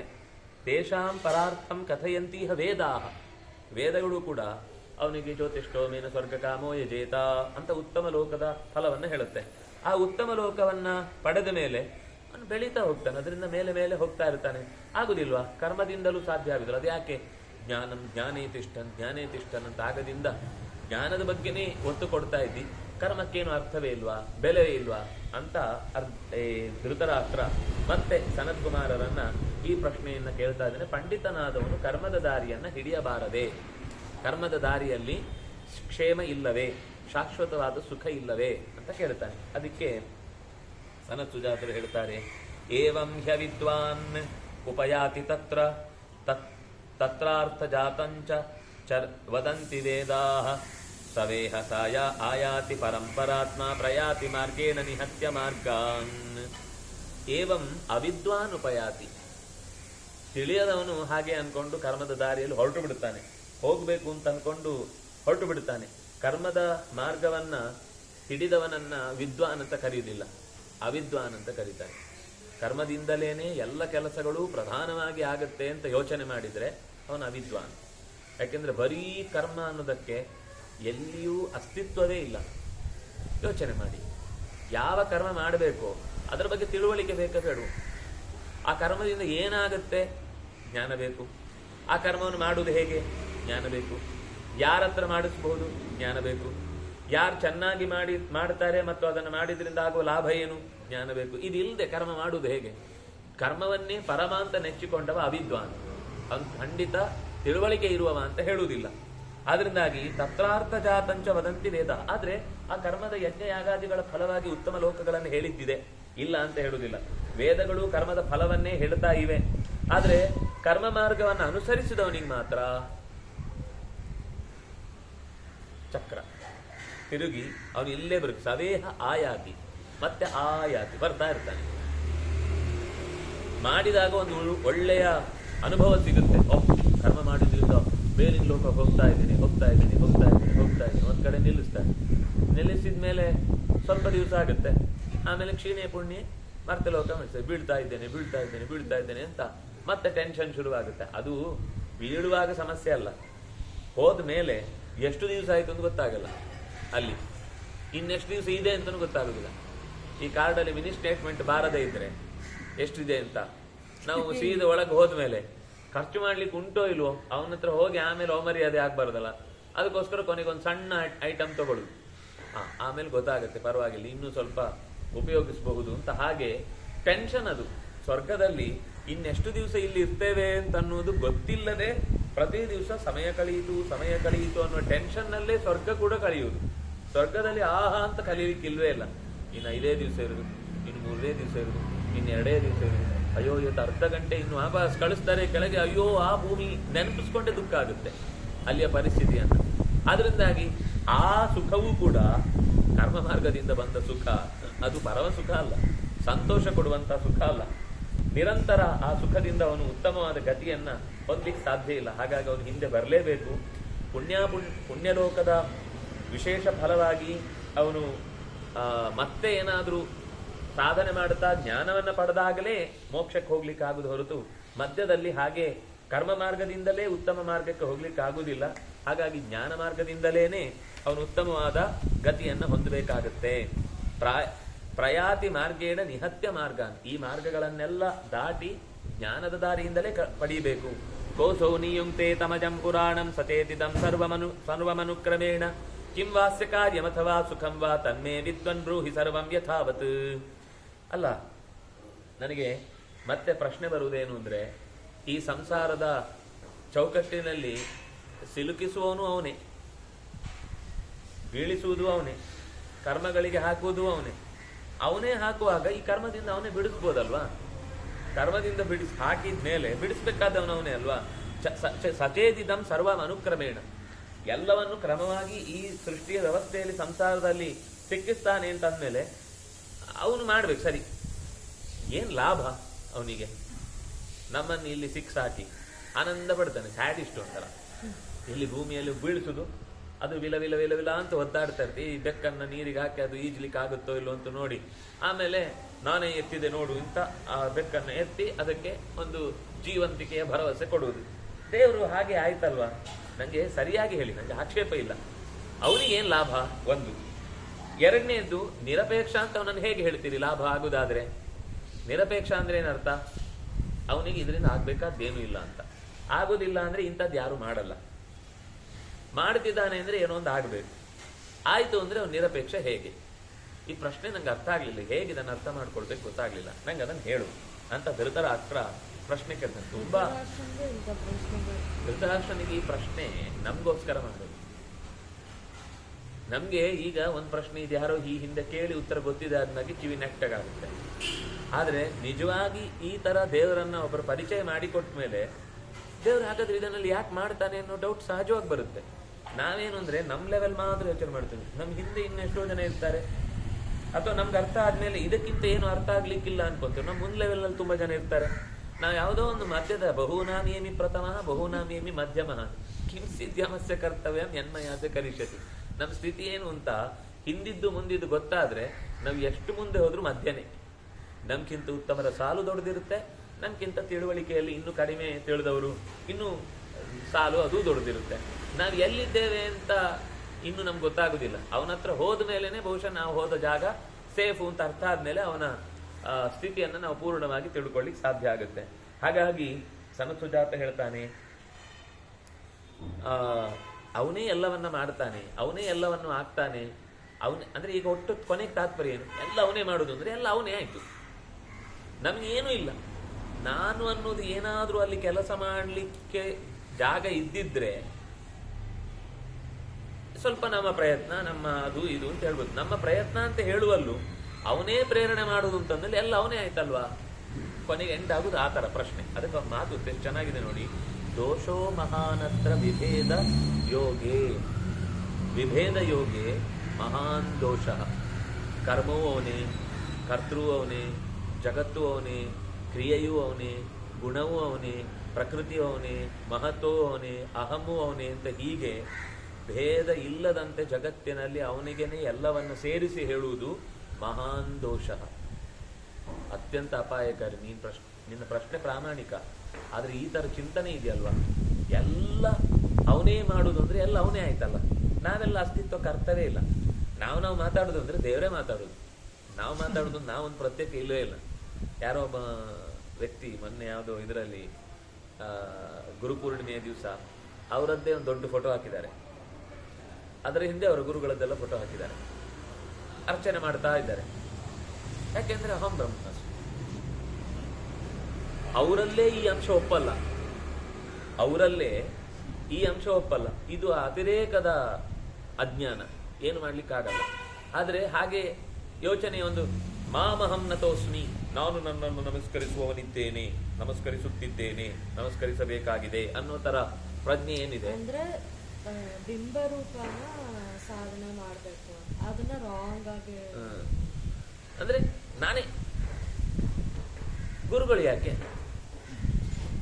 ನಾನೇ ಗುರು? ನನಗೆ ನಾನು ನಮಸ್ಕಾರ ಮಾಡ್ತೇನೆ, ನನಗೆ ನಾನು ಪೂಜೆ ಮಾಡ್ತೇನೆ. ಆತ್ಮಾರಾಧನೆ. ಆತ್ಮಾರಾಧನೆ ಅಂತ ಅನ್ನೋ ಶಬ್ದಕ್ಕೆ ಏನ್ ಅರ್ಥ ಅಂತ ಎಷ್ಟೋ ತಂತ್ರ ಗ್ರಂಥಗಳು ಬಹಳ ಸ್ಪಷ್ಟವಾಗಿ ಹೇಳ್ತಾರೆ. ನನ್ನ ಶರೀರದ ಪ್ರತಿಯೊಂದು ಭಾಗದಲ್ಲೂ ಭಗವಂತ ನೆಲೆಸಿದ್ದಾನೆ ಅಂತರ್ಯಾಮಿಯಾಗಿ ಅಂತ ನನ್ನಲ್ಲಿ ಕಲೆಗಳನ್ನ ನ್ಯಾಸ ಮಾಡುವುದು ಆತ್ಮಾರಾಧನೆ. ಆದ್ರೆ ಅದು ಅರ್ಥ ಎಲ್ಲೋ ಹೋಗಿ ನನ್ನನ್ನೇ ಆರಾಧನೆ ಮಾಡುವುದು ಅನ್ನೋ ಅರ್ಥದಲ್ಲಿ, ಅಲ್ಲಿ ಹೇಳಿದ ಒಂದು 10 ಮಂತ್ರದಲ್ಲಿ ಒಂದು ಮಂತ್ರದ ಒಂದು ಶಬ್ದದ ಅರ್ಥ ಆದ್ರೂ ನನ್ನಲ್ಲಿ ಇದೆಯಾ ಅಂತ ಒಂದು ಸತಿ ಯೋಚನೆ ಮಾಡಿದ್ರೆ ಅವನಿಗೆ ಗೊತ್ತಾಗ್ತಿತ್ತು ತಾನೆಷ್ಟು. ಅಲ್ಲ, ಅದು ಗೊತ್ತಿಲ್ಲ, ಆದ್ರಿಂದಾಗಿ ಆ ಜ್ಞಾನ ಬರುದು. ಅದು ಗೊತ್ತಾದ್ರೆ ಆ ಜ್ಞಾನ ಬರ್ತಿರ್ಲಿಲ್ಲ. ಹಾಗೆ ಕೆಲವೊಂದ್ಸಲ ಅದಕ್ಕೆ ಅವ್ರು ಹೇಳುವ ಮಾತು, ಆತ್ಮ ಒಂದೇ ಇಡೀ ಜಗತ್ತಿನಲ್ಲಿರುವುದು ಅನ್ನುವ ವಿಧಿ ಅತ್ಯಂತ ಅಪಾಯಕಾರಿ, ಮಹಾನ್ ದೋಷ. ಈ ದೋಷದಿಂದ ಬದುಕನ್ನೇ ಕಳ್ಕೊಂಡು ಬಿಡ್ತಾನೆ. ಯಾಕೆಂದ್ರೆ ಅನಾದಿಯೋಗೇನ ಭವಂತಿ ನಿತ್ಯಾಹ, ಬಹುವಚನ ಹಾಕಿದ್ದಾರೆ. ಮತ್ತೆ ನಿತ್ಯಾಹ ಅನಾದಿಯೋಗೇನ ಭವಂತಿ, ಅನಂತ ಕಾಲದಿಂದ ಅನಾದಿಯಿಂದ ಈ ವಸ್ತುಗಳು ಜಗತ್ತಿನಲ್ಲಿ ಇವೆ. ಅದಕ್ಕೆ ತುದಿ ಇಲ್ಲ, ಯಾರೋ ಸೃಷ್ಟಿ ಮಾಡಿದ್ದಲ್ಲ. ಬ್ರಹ್ಮನಿಗೆ ಜೀವಭಾವ ಬಂತು ಅಂತ ಹೇಳಲಿಕ್ಕೆ ಜೀವನು ಅನಾದಿನೇ, ಭಾವ ಬರುವುದು ಯಾವಾಗ? ಅದನ್ನಾಗಿ ಅಜ್ಞಾನ ಭಾವ ಬಂತು ಅಂತ ಅನ್ನೋದು ನಮ್ಮ ಶಬ್ದದ, ನಾವೇ ಒಂದು ಕಲ್ಪನೆ ಮಾಡುವ ಶಬ್ದ ಹೊರತು ಶಾಸ್ತ್ರದಲ್ಲಿ ಎಲ್ಲೂ ಕೂಡ ಅವನಿಗೆ ಜೀವಭಾವ ಬಂತು ಅಂತಿಲ್ಲ. ಯಾಕೆಂದ್ರೆ ಎಲ್ಲವೂ ನಿತ್ಯವಾದಗಳು ಅನಾದಿ. ಮತ್ತೆ ಬಹುವಚನ ಇದೆ. ಒಂದು ವೇಳೆ ಅದು ಒಂದಾಗಿದ್ರೆ ಎಲ್ಲ ಅನಾದಿಯಾದ ಒಂದು ಇರ್ತಿತ್ತು ಅಂತ, ನಿತ್ಯಂ ಅಂತ ಹೇಳಬೇಕಿತ್ತು. ಅದು ಬ್ರಹ್ಮ ಆದ್ರಿಂದಾಗಿ ನಪುಂಸಕಲಿಂಗದಲ್ಲಿ ಹೇಳಬೇಕು. ಇಲ್ಲಿ ಬಹುವಚನದಲ್ಲಿ ಪುಲ್ಲಿಂಗದಲ್ಲಿ ದೀರ್ಘಕಾಲದ ಕಾಲದಿಂದಲೂ ಅದಿದೆ ಅನ್ನೋ ಬಹುವಚನದ ಶಬ್ದ ಪ್ರಯೋಗ ಮಾಡಿದ್ರಿಂದ ಅನಾದಿ ಯೋಗೇನ ಭವಂತಿ ನಿತ್ಯಾ ತಥಾಸ್ಯ ನಾಧಿಕ್ಯ ಮುಪೈತಿ ಕಿಂಚಿತ್. ಒಂದು ವಿಷಯ ತಿಳ್ಕೊಳ್ಳಿ, ಅಸ್ಯ ಈ ಪರಮಾತ್ಮನ ಅಧಿಕಂ ನ ಅಧಿಕಂ ಕಿಂಚಿತ್ ಉಪೈತಿ, ಇದಕ್ಕಿಂತ ಮೀರಿ ಇನ್ಯಾವ ತತ್ವವು ಮುಂದೊಂದು ದಿವಸ ದೇವರನ್ನು ಮೀರಿದ ಒಂದು ಮಹಾತತ್ವವನ್ನು ನಾನು ಆವಿಷ್ಕರಿಸಿದ್ದೇನೆ ಅಂತ ಯಾರಿಗೂ ಹೇಳಲಿಕ್ಕಾಗದು. ಯಾಕೆಂದ್ರೆ ಅದೇ ದೊಡ್ಡ ತತ್ವ. ಅಸ್ಯ ಅಧಿಕಂ ನ ಉಪೈತಿ. ನಾಳೆ ಉಪಾಸನೆ ಮಾಡಿ ಮಾಡಿ ಮಾಡಿ ಮಾಡಿ ನಾನು ಅದಕ್ಕಿಂತಲೂ ಮಿಗಿಲಾದ ದೊಡ್ಡ ವ್ಯಕ್ತಿಯಾಗಿ ಬಿಡುತ್ತೇನೆ ಅಂತ ಭಾವಿಸಿದರೆ ಅದು ಮೂರ್ಖತನ. ತಥಾ ಅಸ್ಯ ನ ಆಧಿಕ್ಯ ಮುಪೈತಿ ಕಿಂಚಿತ್. ಯಾವುದೋ ಒಂದು ಗುಣದಿಂದ, ಯಾವುದೋ ಒಂದು ಕಾಲದಲ್ಲಿ, ಯಾವುದೋ ಒಂದು ಪ್ರದೇಶದಲ್ಲಿ ನಾನು ಆ ತತ್ವಕ್ಕಿಂತ ಮಿಗಿಲು ಅನ್ನುವ ಅನುಭವ ಯಾರಿಗೂ ಇಲ್ಲಿ ತನಕ ಬರಲಿಲ್ಲ, ಬರುವುದೂ ಇಲ್ಲ. ಕಿಂಚಿತ್ ಅನಾದಿಯೋಗೇನ ಭವಂತಿ ಪುಂಸಃ. ಇದು ಮನುಷ್ಯರಿಗೆ ಅನಾದಿ ಕಾಲದಿಂದಲೂ ಈ ಎಚ್ಚರ ಇದ್ರೆ ಮಾತ್ರ, ಅದು ನಡೀತಾ ಇದೆ ಪ್ರಪಂಚ ಅಂತ ಅನ್ನೋದು ಎಚ್ಚರ ಇದ್ರೆ ಮಾತ್ರ ನೀನು ಕೇಳಿದ ರೀತಿಯಲ್ಲಿ ಯೋಚನೆ ಮಾಡ್ಲಿಕ್ಕಾಗುದಿಲ್ಲ. ಅವನೇ ಕೆಲಸ ಮಾಡ್ತಾನೆ ಎಲ್ಲವನ್ನು. ಆದರೆ ಅವನಿಗೆ ಎರಡು ರೀತಿಯಾದ ಪ್ರಯೋಜನಗಳಿದ್ದಾವೆ. ಒಂದು ಸ್ವಪ್ರಯೋಜನ, ಒಂದು ಪರಪ್ರಯೋಜನ ಅಂತ. ನಮ್ಗೆ ಈ ಪರಪ್ರಯೋಜನ ಅನ್ನೋದರ ಪರಿಚಯ ಇಲ್ಲ, ಅದರಿಂದಾಗಿ ನಮ್ಗೆ ಅರ್ಥ ಆಗುದಿಲ್ಲ. ಆದರೆ ಭಗವಂತ ತಾನು ಮಾಡುವ ಕೆಲಸದಿಂದ ತನಗೆ ನೇರ ಪ್ರಯೋಜನ ಇಲ್ಲ. ಎತ್ರ ತಿರುಸರ್ಗೋ ಮೃಷ. ಆದರೆ ಪರಪ್ರಯೋಜನಕ್ಕಾಗಿ, ಲೋಕದ ಉಳಿದ ಜೀವಿಗಳ ಸ್ವರೂಪದ ಉದ್ಧಾರಕ್ಕಾಗಿ, ತನ್ನತನವನ್ನು ಪರಿಪೂರ್ಣವಾಗಿ ಪಡೆದು ತಾನು ಅನುಭವಿಸುವುದಕ್ಕಾಗಿ ಈ ಸೃಷ್ಟಿಯಲ್ಲಿ ತಂದು ಅವನನ್ನ ಕರ್ಮದ ಜಾಗದಲ್ಲಿ ಓಡಾಡಿಸ್ತಾ ಇದ್ದಾನೆ. ಅದು ಓಡಾಡುವುದು ಅಂದ್ರೆ ಪಕ್ವವಾಗುವುದು. ಹುಲ್ಲಿನ ಮೆದೆಯಲ್ಲಿ ಮಾವಿನ ಹಣ್ಣನ್ನು ನೆಡುವುದು ಅದಕ್ಕೆ ಸೆಕೆ ಆಗಲಿ ಅಂತಲ್ಲ. ಸೆಕೆ ಆಗುವುದು ಅದು ಹಣ್ಣಾಗ್ಲಿಕ್ಕೆ, ಮಾಗುವುದಕ್ಕೆ, ಕಲರ್ ಬರಲಿಕ್ಕೆ, ಪರಿಮಳ ಬರಲಿಕ್ಕೆ, ರುಚಿ ಬರಲಿಕ್ಕೆ. ಅದರಲ್ಲಿ ರುಚಿ ಉಂಟು, ಪರಿಮಳ ಉಂಟು, ಬಣ್ಣ ಉಂಟು, ಏನು ಇಲ್ಲದ ಅವ್ಯವಸ್ಥೆ ಅಲ್ಲ ಅದು. ಅದರಿಂದಾಗಿ ಅದು ಬರಲಿಕ್ಕೆ ಕಾರಣವಾದಂತಹ ಒಂದು ಪರಿಸರವನ್ನು ನಿರ್ಮಾಣ ಮಾಡಬೇಕು. ಅದನ್ನು ಭಗವಂತ ಸೃಷ್ಟಿಯ ಕ್ರಮದಲ್ಲಿ ಮಾಡ್ತಾನೆ. ಯ ಏತದ್ವಾ ಭಗವಾನ್ ಸ ನಿತ್ಯೋ. ಆ ಭಗವಾನ್ ಸಹ ನಿತ್ಯ, ಎಲ್ಲ ಕಾಲದಲ್ಲೂ ಒಂದೇ ರೀತಿ ಇರ್ತಾನೆ. ಮಧ್ಯದಲ್ಲಿ ಒಂಚೂರು ವಿಕಾರ ಬರುತ್ತೆ, ಅವನಾಗ ಜೀವ ಆಗ್ಬಿಡ್ತಾನೆ. ಮಧ್ಯದ ಒಂಚೂರು ವಿಕಾರ ಬರುತ್ತೆ, ಅವನು ಜಡ ಆಗಿಬಿಡ್ತಾನೆ. ಮಧ್ಯದ ಒಂಚೂರು ವಿಕಾರ ಆಗುತ್ತೆ, ಅವನಿಗೆ ಮರ್ತೋಗ್ಬಿಡುತ್ತೆ, ಕಲ್ಗುಂಡಾಗ್ಬಿಡ್ತಾನೆ. ಇದೆಲ್ಲ ನಮ್ಮ ಕಲ್ಪನೆ, ಶಾಸ್ತ್ರದಲ್ಲಿ ಹಾಗಿಲ್ಲ. ಅದರಿಂದ ವಿಕಾರ ಯೋಗೇನ ಕರೋತಿ ವಿಶ್ವಂ. ಆದರೆ ವಿಶ್ವವನ್ನ ವಿವಿಧ ರೀತಿಯಿಂದ, ವಿಕಾರ ಅನ್ನುವ ಶಬ್ದಕ್ಕರ್ಥ ವಿವಿಧತ್ವೇನ ಕರೋತಿ, ಬೇರೆ ಬೇರೆಯಾಗಿ ಪ್ರಪಂಚವನ್ನು ಮಾಡ್ತಾನೆ. ತಾನು ಬೇರೆಯಾಗಿದ್ದಾನೆ, ಪ್ರಪಂಚವನ್ನು ಬೇರೆಯಾಗಿ ಆಯಾ ರೂಪದಲ್ಲಿ ಅದನ್ನ, ಆಯಾ ವಸ್ತುಗಳನ್ನ ಧಾತಾ ಯಥಾ ಪೂರ್ವ ಮಕಲ್ಪಯತ್. ಯಾವ ಪೂರ್ವ? ಅದರ ಹಿಂದಿನ ಸೃಷ್ಟಿಗೆ ಹೋದ್ರೆ ಧಾತಾ ಯಥಾ ಪೂರ್ವ ಮಕಲ್ಪಯತ್ ಆಯ್ತು. ಅದರ ಹಿಂದಕ್ಕೆ ಹೋದ್ರೆ ಧಾತಾ ಯಥಾ ಪೂರ್ವ ಮಕಲ್ಪ. ಪ್ರತಿ ಸೃಷ್ಟಿಯಲ್ಲಿ ಈ ಮಾತು ಅದೇ. ಹಾಗಿದ್ರೆ ಎಲ್ಲಿದೆ? ಆದಿಯೇ ಇಲ್ಲ, ಅದಕ್ಕೆ ಅನಾದಿ ಅಂತ ಹೇಳುದು. ಈ ಸೃಷ್ಟಿಗೊಂದು ಆದಿಯೇ ಇಲ್ಲ. ಮಕ್ಕಳ ಪ್ರಶ್ನೆ ಸಹಜವಾಗಿ, ಎಲ್ಲವನ್ನೂ ದೇವರು ಮಾಡಿದ್ರೆ ದೇವರನ್ನು ಯಾರು ಮಾಡ್ತಾನೆ? ಅರ್ಥ ಆಗುದಿಲ್ಲ. ಯಾಕೆಂದ್ರೆ ನಾವು ಲೋಕದಲ್ಲಿ ಯಾವುದೋ ಒಂದು ವಸ್ತು ಎಲ್ಲಿಂದಲೋ ನಿರ್ಮಾಣ ಆದ ಮೇಲೆನೆ ಕಂಡದ್ದು. ಒಂದು ಫೋನು, ಒಂದು ಕಂಬನು, ಒಂದು ಗಡಿಯಾರನು, ಒಂದು ಮನೆನು, ಅಥವಾ ಏನೇ ನೋಡಿದ್ರು ಯಾವುದೋ ಒಂದು ರೆಡಿ ಮಾಡಿದ ಮೇಲೆ ಅದು ಹಾಗೆ ಕಾಣುತ್ತೆ. ಇವನನ್ನು ಯಾರು ರೆಡಿ ಮಾಡಿದ್ದು? ಯಾಕೆಂದ್ರೆ ರೆಡಿ ಮಾಡದೆ ಒಂದು ವಸ್ತು ಇರಬಹುದು ಅನ್ನುವ ಯೋಚನೆನೇ ನಮಗೆ ಬಂದಿರಲ್ಲ. ಯಾರೂ ಬರೆಯದೆ ಒಂದು ವಾಕ್ಯ ಇರಬಹುದು ಅನ್ನೋ ಯೋಚನೆನೇ ನಮಗೆ ಮಾಡ್ಲಿಕ್ಕೆ ಶಕ್ತಿ ಇಲ್ಲ. ಆದ್ರಿಂದ ಈ ಸಮಸ್ಯೆಗಳು, ಪ್ರಶ್ನೆಗಳು ಮುಂದುವರಿತಾನೇ ಇರುತ್ತೆ. ಯಾವಾಗ ಆ ಸ್ಥಿತಿಯನ್ನು ಒಬ್ಬ ಮುಟ್ತಾನೋ ಅವಾಗ ಅವನಿಗೆ ಎಲ್ಲ ಪ್ರಶ್ನೆಗಳು ಕೂಡ ಅತ್ಯಂತ ಸಹಜವಾಗಿ ಪರಿಹಾರ ಆಗ್ಲಿಕ್ಕೆ ಆಗುತ್ತೆ. ತಥಾಚ ತಚ್ಛಕ್ತಿ ರೀತಿ ಸ್ಮ ಮನ್ಯತೆ. ಈ ಜಗತ್ತನ್ನ ವಿವಿಧ ರೀತಿಯಿಂದ ಆಕೃತಿಗಳನ್ನ ಕೊಟ್ಟು ರಕ್ಷಿಸಿದ್ದಾನೆ ಅಂತಂದ್ರೆ ಅದು ಅವನ ಕೆಲಸ. ನಮ್ಗೇನ್ ಕೆಲಸ ಅಂದ್ರೆ ಅವನು ಆಗ ಗೊಟ್ಟಂತೆ ನಾವು ಆಗ್ತಾ ಇರುವುದು. ನಮ್ಗೇನು ಅಸ್ತಿತ್ವ ಇಲ್ಲ. ನಿನ್ಗೆ ಗೊತ್ತಾಯ್ತಲ್ವಾ ನೀನಿದ್ದಿ ಅಂತ. ಜಡದ ಹಾಗೆ ಆಗಿದ್ರೆ ಜಡ ಈ ಆಕೃತಿಯಲ್ಲಿದೆ ಅಂತ ಜಡ ಗೊತ್ತಿದ್ಯಾ? ಅದಕ್ಕೆ ಭಾರನೋ, ತೆಳ್ಳಗೋ, ಬೆಳ್ಳಗೋ, ಎತ್ತರಕ್ಕೋ, ತಗ್ಗಿಗೋ, ಕಪ್ಪಗೋ, ದಪ್ಪಗೋ ಎಂತದ್ದು ಗೊತ್ತಿಲ್ಲ. ಅದಕ್ಕೆ ಇದೆ ಅಷ್ಟೇ, ಅದರ ಪಾಡಿಗೆ ಅದಿರುತ್ತೆ. ಅದಕ್ಕಿಂತ ವಿಲಕ್ಷಣವಾದ ಒಂದು ಜ್ಞಾನ, ಅದಕ್ಕಿಂತ ವಿಲಕ್ಷಣವಾದ ಒಂದು ಆನಂದ, ನಾನು ಮಾಡ್ತಾ ಇದ್ದೇನೆ ಅಂತನ್ನುವಾಗ ನಾನು ಅನ್ನುವ ಪ್ರಜ್ಞೆ, ಇದೆಲ್ಲ ಕೊಟ್ಟು ಜಡಕ್ಕಿಂತ ಜೀವವನ್ನು ಬೇರೆಯಾಗಿಸಿ ಅದಕ್ಕೊಂದು ಅಸ್ತಿತ್ವ ಕಲ್ಪಿಸಿದ್ದಾನಲ್ಲ. ತಥಾಚ ತಚ್ಛಕ್ತಿ ರೀತಿ ಸ್ಮ ಮನ್ಯತೆ. ಅವನ ಶಕ್ತಿಯಿಂದ ಅವನಿಗೆ ಲಾಭ ಇಲ್ಲದೆ ಇದ್ರು ನಮ್ಮತನವನ್ನು ನಮಗೆ ಪರಿಚಯಿಸುವುದಕ್ಕೋಸ್ಕರ ಈ ಜಗತ್ತಿಗೆ ತಂದು ನಿಲ್ಲಿಸ. ತಥಾರ್ಥ ಯೋಗೇನ ಭವಂತಿ ವೇದಾಃ. ತಥಾ ತುಂಬ ಚಂದ. ಅವನ ಪಡೆಯುವ ಕಾರಣಕ್ಕೋಸ್ಕರ, ಅವನನ್ನು ಪಡೆಯುವ ಕಾರಣಕ್ಕೋಸ್ಕರ ವೇದ ಇದೆ ಹೊರತು ವೇದಗಳಿರುವುದು ಇಲ್ಲಿಯ ಕರ್ಮಗಳನ್ನು ಮಾಡಿ ಉದ್ಧಾರ ಆಗಿ ಅನ್ನೋದು ಪ್ರಧಾನ ಉದ್ದೇಶ ಅಲ್ಲ. ಅವನನ್ನು ಪರಿಚಯಿಸಿ ಅವನ ದಾರಿಯನ್ನು ನಾವು ತಲುಪುವುದು ಹೇಗೆ ಅಂತ ತಿಳಿಲಿಕ್ಕೆ ಅದೊಂದು ಮ್ಯಾನ್ಯುವಲ್. ನಾವು ಅದರ ಕೊನೆಯ ಲೈನ್ ಯಾವುದೋ ಒಂದು ಓದ್ಕೊಂಡು ಈ ಪಿನ್ನನ್ನು ಬೇರೆದಕ್ಕೂ ಬಳಸ್ಕೊಳ್ಬಹುದು ಅಂತ ಯೋಚನೆ ಮಾಡಿ ಬೇರೆದಕ್ಕೆ ಬಳಸಿ ಇದೇ ಮಹಾಪ್ರಯೋಜನ ಅಂತ ಅನ್ಕೊಳ್ತೇವೆ. ಅಲ್ಲಿರುವ ಯಂತ್ರ ಅದು ಏನು ಅಂತಾನೆ ಗೊತ್ತಿಲ್ಲ, ಅದೇನೋ ವಸ್ತು ಇದೆ ಅಂತಲ್ಲ, ಅದನ್ನು ತೆಗೆದಿಟ್ಟಿಬಿಟ್ಟಿದೆ. ಅದರ ಚಾರ್ಜರ್ ಉಪಯೋಗಕ್ಕೆ ಬಂತು. ನನ್ನದು ಹಳೇದೊಂದು ಇತ್ತು ಯಾವುದೋ ಒಂದು ಗೋಡೌನಲ್ಲಿ, ಅದಕ್ಕೆ ಈ ಚಾರ್ಜರ್ ಸರಿಯಾಗುತ್ತೆ, ತೆಗೆದ ಯೂಸ್ ಮಾಡ್ಲಿಕ್ಕೆ ಶುರು ಮಾಡಿದ. ಇದು ಒಂದ್ಸರ್ತಿ ಚಾರ್ಜ್ ಮಾಡಿದ್ರೆ 100 ದಿವಸ ಬರುತ್ತೆ. ಇದು ಚಾರ್ಜ್ ಮಾಡಿದಾಗಲೆಲ್ಲ ಹೋಗ್ತಾ ಇದೆ, 5-5 ನಿಮಿಷಕ್ಕೆ ಮತ್ತೆ ಚಾರ್ಜ್ ಮಾಡಬೇಕು. ಆದ್ರೂ ಅವನಿಗೆ ಅದರ ಮ್ಯಾನ್ಯುವಲ್ ಓದಿಲ್ಲ, ಅದರಿಂದ ಸರಿಯಾಗಿ ಮ್ಯಾನ್ಯುವಲ್ನ ಒಂದು ಪಾರ್ಟ್ ಮಾತ್ರ ಓದಿದೆ.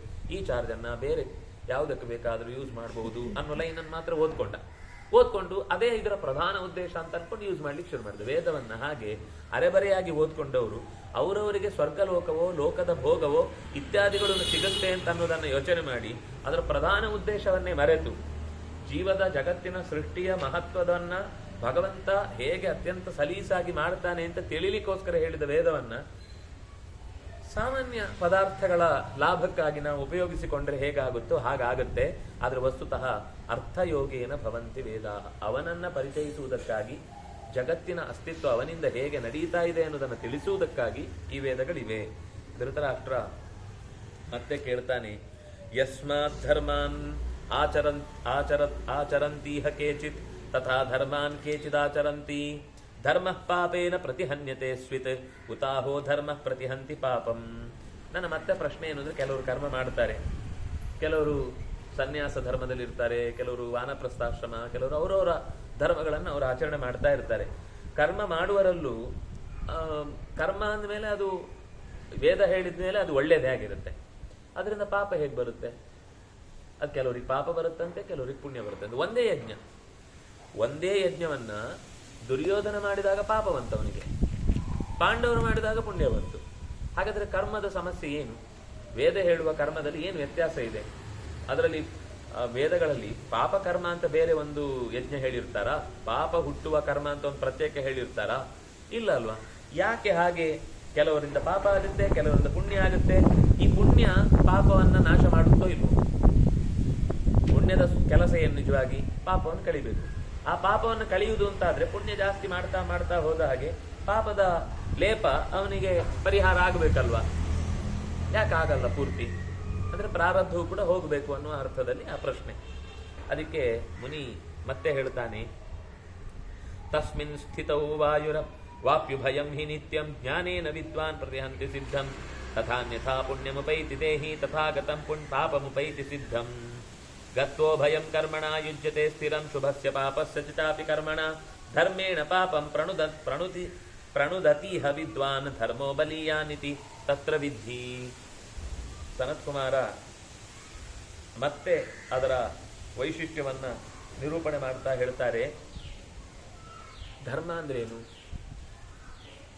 ಧಾರಣೆ ಮಾಡಲಿಕ್ಕೆ ಯೋಗ್ಯವಾದ ರೀತಿಯಲ್ಲಿ ಬದುಕುವುದು. ಅಂದ್ರೆ ಕರ್ಮ ಮಾಡುವಾಗಲೂ ಕರ್ಮದ ಫಲ ತ್ಯಾಗ ರೂಪದಿಂದ ಯಜ್ಞ ಮಾಡಿದ್ರೆ ಹೇಳಿದ್ದಾರೆ ಅವರು ಅದನ್ನು ಸ್ಪಷ್ಟವಾಗಿ. ಕೇವಲಾಗೋ ಭವತಿ ಕೇವಲಾದಿ, ತನಗೋಸ್ಕರ ಮಾತ್ರ ಬೇಯಿಸಿ ಉಂಡ್ರೆ ಪಾಪ. ಅಟ್ಟಬೇಕು, ಉಣ್ಣಬೇಕು. ಅಟ್ಟುವುದು ಅಂದ್ರೆ ಅಡಿಗೆ ಮಾಡುವುದು ಅಂತ ಅರ್ಥ. ಅಟ್ಟಬೇಕು, ಅಟ್ಟ ಮೇಲೆ ಉಣ್ಣಬೇಕು. ಆದ್ರೆ ಅಟ್ಟುವುದು ಯಾರಿಗೋಸ್ಕರ? ತನಗೋಸ್ಕರ ಅಲ್ಲ, ಎಲ್ಲರಿಗೋಸ್ಕರ ಅಟ್ಟುವುದು, ಕೊನೆ ತಾನು ಉಣ್ಣುವುದು. ಇದು ಅಡುಗೆಯ ಕ್ರಮ. ಆದ್ರೆ ಅವನು ಹಾಗೆ ಮಾಡದೆ ಆ ನಿಯಮದಲ್ಲಿ ತನಗೆ ಬೇಕಾದ ಪುಣ್ಯವನ್ನು ಮಾತ್ರ ಸಂಪಾದಿಸ್ಲಿಕ್ಕೋಸ್ಕರ ಆಹುತಿಗಳನ್ನು ಕೊಟ್ಟು ಯಾಗ ಮುಗಿಸಿದ ಅಂತಂದಾಗ ಆತ್ಮಕೇಂದ್ರಿತವಾದ ಯಾಗ ಆಯಿತು ಅಂತ ಆದ್ರಿಂದಾಗಿ ಅದರ ದೊಡ್ಡ ಫಲವನ್ನ ಮಿಸ್ ಮಾಡಿದಲ್ಲ, ಕಟ್ ಮಾಡಿದಲ್ವ. ಎಲ್ಲರಿಗೂ ಒಳ್ಳೇದಾಗುವುದನ್ನು ತಪ್ಪಿಸಿದಲ್ವ. ಎಲ್ಲರಿಗೂ ಒಳ್ಳೇದಾಗುವ ಫಲ ಅದರಲ್ಲಿ ಇದೆ. ಆದ್ರೆ ಎಲ್ಲರನ್ನು ಸಂಕಲ್ಪಿಸಲಿಲ್ಲ, ತನಗೆ ಮಾತ್ರ ಯಾವುದೋ ಒಂದು ಹಿತವನ್ನು ಬಯಸಿದ ಅಥವಾ ತನಗೆ ಯಾರೋ ತೊಂದರೆ ಕೊಡ್ತಾ ಇದ್ದವರ ವಿರುದ್ಧವಾಗಿ ಅದೇ ಚಿತ್ರಣದಿಂದ ಅವರನ್ನು ನಾಶ ಮಾಡುವುದಕ್ಕೆ ಪ್ರಯತ್ನಿಸಿದ. ವೇದ ಹೇಳಿದ್ದು ತೊಂದರೆ ಆದಾಗ ಇಂಥ ಮಂತ್ರಗಳಿಂದ ನಿಮ್ಮನ್ನು ನೀವು ರಕ್ಷಿಸಿಕೊಳ್ಳಿ ಅಂತ, ತೊಂದರೆ ಮಾಡಲಿಕ್ಕೆ ಹೇಳಿ ಅಂತ ಅಲ್ಲಿಲ್ಲ. ಶತ್ರುಗಳಿಂದ ಬಾಧೆ ಅಂತಿದೆ. ಶತ್ರುಗಳು ಯಾರು ಅಂತ ಡಿಸೈಡ್ ಮಾಡುವುದೇ ತಪ್ಪಾದ್ರೆ ಆ ಮಂತ್ರವನ್ನು ಶತ್ರುಗಳ ಬಾಧೆಯನ್ನು ಪರಿಹರಿಸುವುದಕ್ಕಾಗಿ ಶತ್ರುಗಳಲ್ಲದವರನ್ನು ಶತ್ರು ಅಂತ ಭಾವಿಸಿ ತಪ್ಪು ಮಾಡಿದರೆ ಅದು ವೇದದ ತಪ್ಪ? ವೇದ ಸಮಾನವಾಗಿ ಹೇಳುತ್ತೆ, ಸಾತ್ವಿಕವಾದ ಚಿಂತನೆಯಲ್ಲಿ ಏನು ಯಜ್ಞ ಯಾಗಾದಿಗಳನ್ನು ಮಾಡಬೇಕು ಅದನ್ನೇ ಹೇಳುತ್ತೆ. ಆದರೆ ದುಷ್ಟ ತನಗೆ ಬೇಕಾದ ರೀತಿಯಲ್ಲಿ ಆ ಜ್ಞಾನವನ್ನ ತಿರುಗಿಸಿ ತನಗೆ ಅನುಕೂಲಕರವಾಗುವಂತೆ ಯೋಚನೆ ಮಾಡುತ್ತಾನೆ. ಕರ್ಮ ಮಾಡುವಾಗ ಶುಭವೂ ಆಗುತ್ತೆ, ಅಶುಭವೂ ಆಗುತ್ತೆ, ಪುಣ್ಯವೂ ಬರುತ್ತೆ. 100ಕ್ಕೆ 100 ಪುಣ್ಯ ಯಾರಿಗೂ ಮಾಡ್ಲಿಕ್ಕೆ ಸಾಧ್ಯ ಇಲ್ಲ, 100ಕ್ಕೆ 100 ಪಾಪ ಮಾಡಲಿಕ್ಕೂ ಸಾಧ್ಯ ಇಲ್ಲ. ಅದರಲ್ಲಿ ಏನೋ ಒಂದಿಷ್ಟು ಒಳ್ಳೆ ಚೂರಾದರೂ ಹಾಗೆ ಆಗುತ್ತೆ. ಮತ್ತೆ ಯಾವತ್ತೂ ಒಂದು ಕೆಲಸ ಒಂದು ಫಲದ ಉದ್ದೇಶದಿಂದ ಬರುವುದಿಲ್ಲ. ಒಂದು ಕೆಲಸಕ್ಕೆ 100 ಮುಖಗಳಿರ್ತವೆ. ನಮಗೆ ಗೊತ್ತಾಗೋದು 1 or 2 ಇರುತ್ತೆ. ದೇವರಿಗೆ ತುಳಸಿ ಏರಿಸುವುದರಿಂದ ನಮ್ಗೆ ಯಾವುದೋ ಒಂದು ಫಲ ಗೊತ್ತಾಗುತ್ತೆ, ಅದಷ್ಟೇ ಫಲ ಅಲ್ಲ. ಅದರಿಂದ ಮನೆಯ ಪರಿಸರದಲ್ಲಿ ಒಳ್ಳೆಯ ಪರಿಮಳ ಬಂದು ಟಾಕ್ಸಿಕ್ಗಳೆಲ್ಲ ನಾಶವಾಗುತ್ತದೆ. ಇದು ಅತ್ಯಂತ ಕ್ಷೀಣವಾದ ಲೌಕಿಕ ಫಲ. ಇದು ಬಿಟ್ಟು ಸಾವಿರಾರು ಮಟ್ಟದ ಬೇರೆ ಫಲಗಳನ್ನು ಅದು ಹೇಳುತ್ತೆ. ಇದು ಎಲ್ಲ ಕೆಲಸಗಳಿಗೂ ಸಮಾನ. ಅಂದರೆ ಶಾಸ್ತ್ರೀಯವಾಗಿ ವೇದದಲ್ಲಿ ನಿರೂಪಣೆ ಮಾಡಿದಂತಹ ಯಾವುದೇ ಪ್ರಕ್ರಿಯೆಗಳಿದ್ರೂ ಕೂಡ ಅದಕ್ಕೆ ಒಂದರ ಹಿಂದೆ ಒಂದು ಬೇರೆ ಬೇರೆ ಮುಖಗಳಿದ್ದವೆ. ಈಗ ಯಜ್ಞ ಮಾಡುವಾಗ ಹೊಗೆ ಬರುತ್ತೆ, ಇಂಗಾಲದ ಡೈಆಕ್ಸೈಡ್ ಬರುತ್ತೆ ಅಂತ ನಮ್ಮ ಪ್ರಯೋಗ ಹೇಳುತ್ತೆ.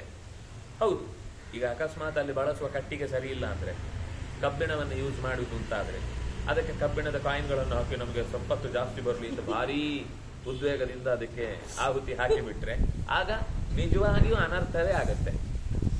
ಆದರೆ ಅದು ಬಿಟ್ಟು ಅದರಲ್ಲಿ ಒಂದು ಶುದ್ಧ ದನದ ಶುದ್ಧ ತುಪ್ಪ, ಒಳ್ಳೆಯ ಕಟ್ಟಿಗೆ, ಒಳ್ಳೆಯ ಇಟ್ಟಿಗೆ, ಒಳ್ಳೆಯ ಮಂತ್ರದ ಅನುಸಂಧಾನ, ಅದು ಕಾಲಕ್ಕೆ ಸರಿಯಾಗಿ ಅದರಲ್ಲಿ ಕೊಡಬೇಕಾದ ಪದಾರ್ಥಗಳನ್ನು ಎಷ್ಟು ಶುದ್ಧವಾಗಿ ಸಂಪಾದಿಸಬಹುದು ಅಷ್ಟು ಶುದ್ಧವಾಗಿ ಮಾಡುವುದು ಹೌದಾದರೆ ಅದರ ಪ್ರತಿಫಲ 1000 ಪಟ್ಟು ಮೋಡಾಗುವುದು ಒಂದಾಯಿತು, ಆ ಪರಿಸರದಲ್ಲಿರುವ ದೋಷಗಳು ಹೋದದ್ದಾಯಿತು.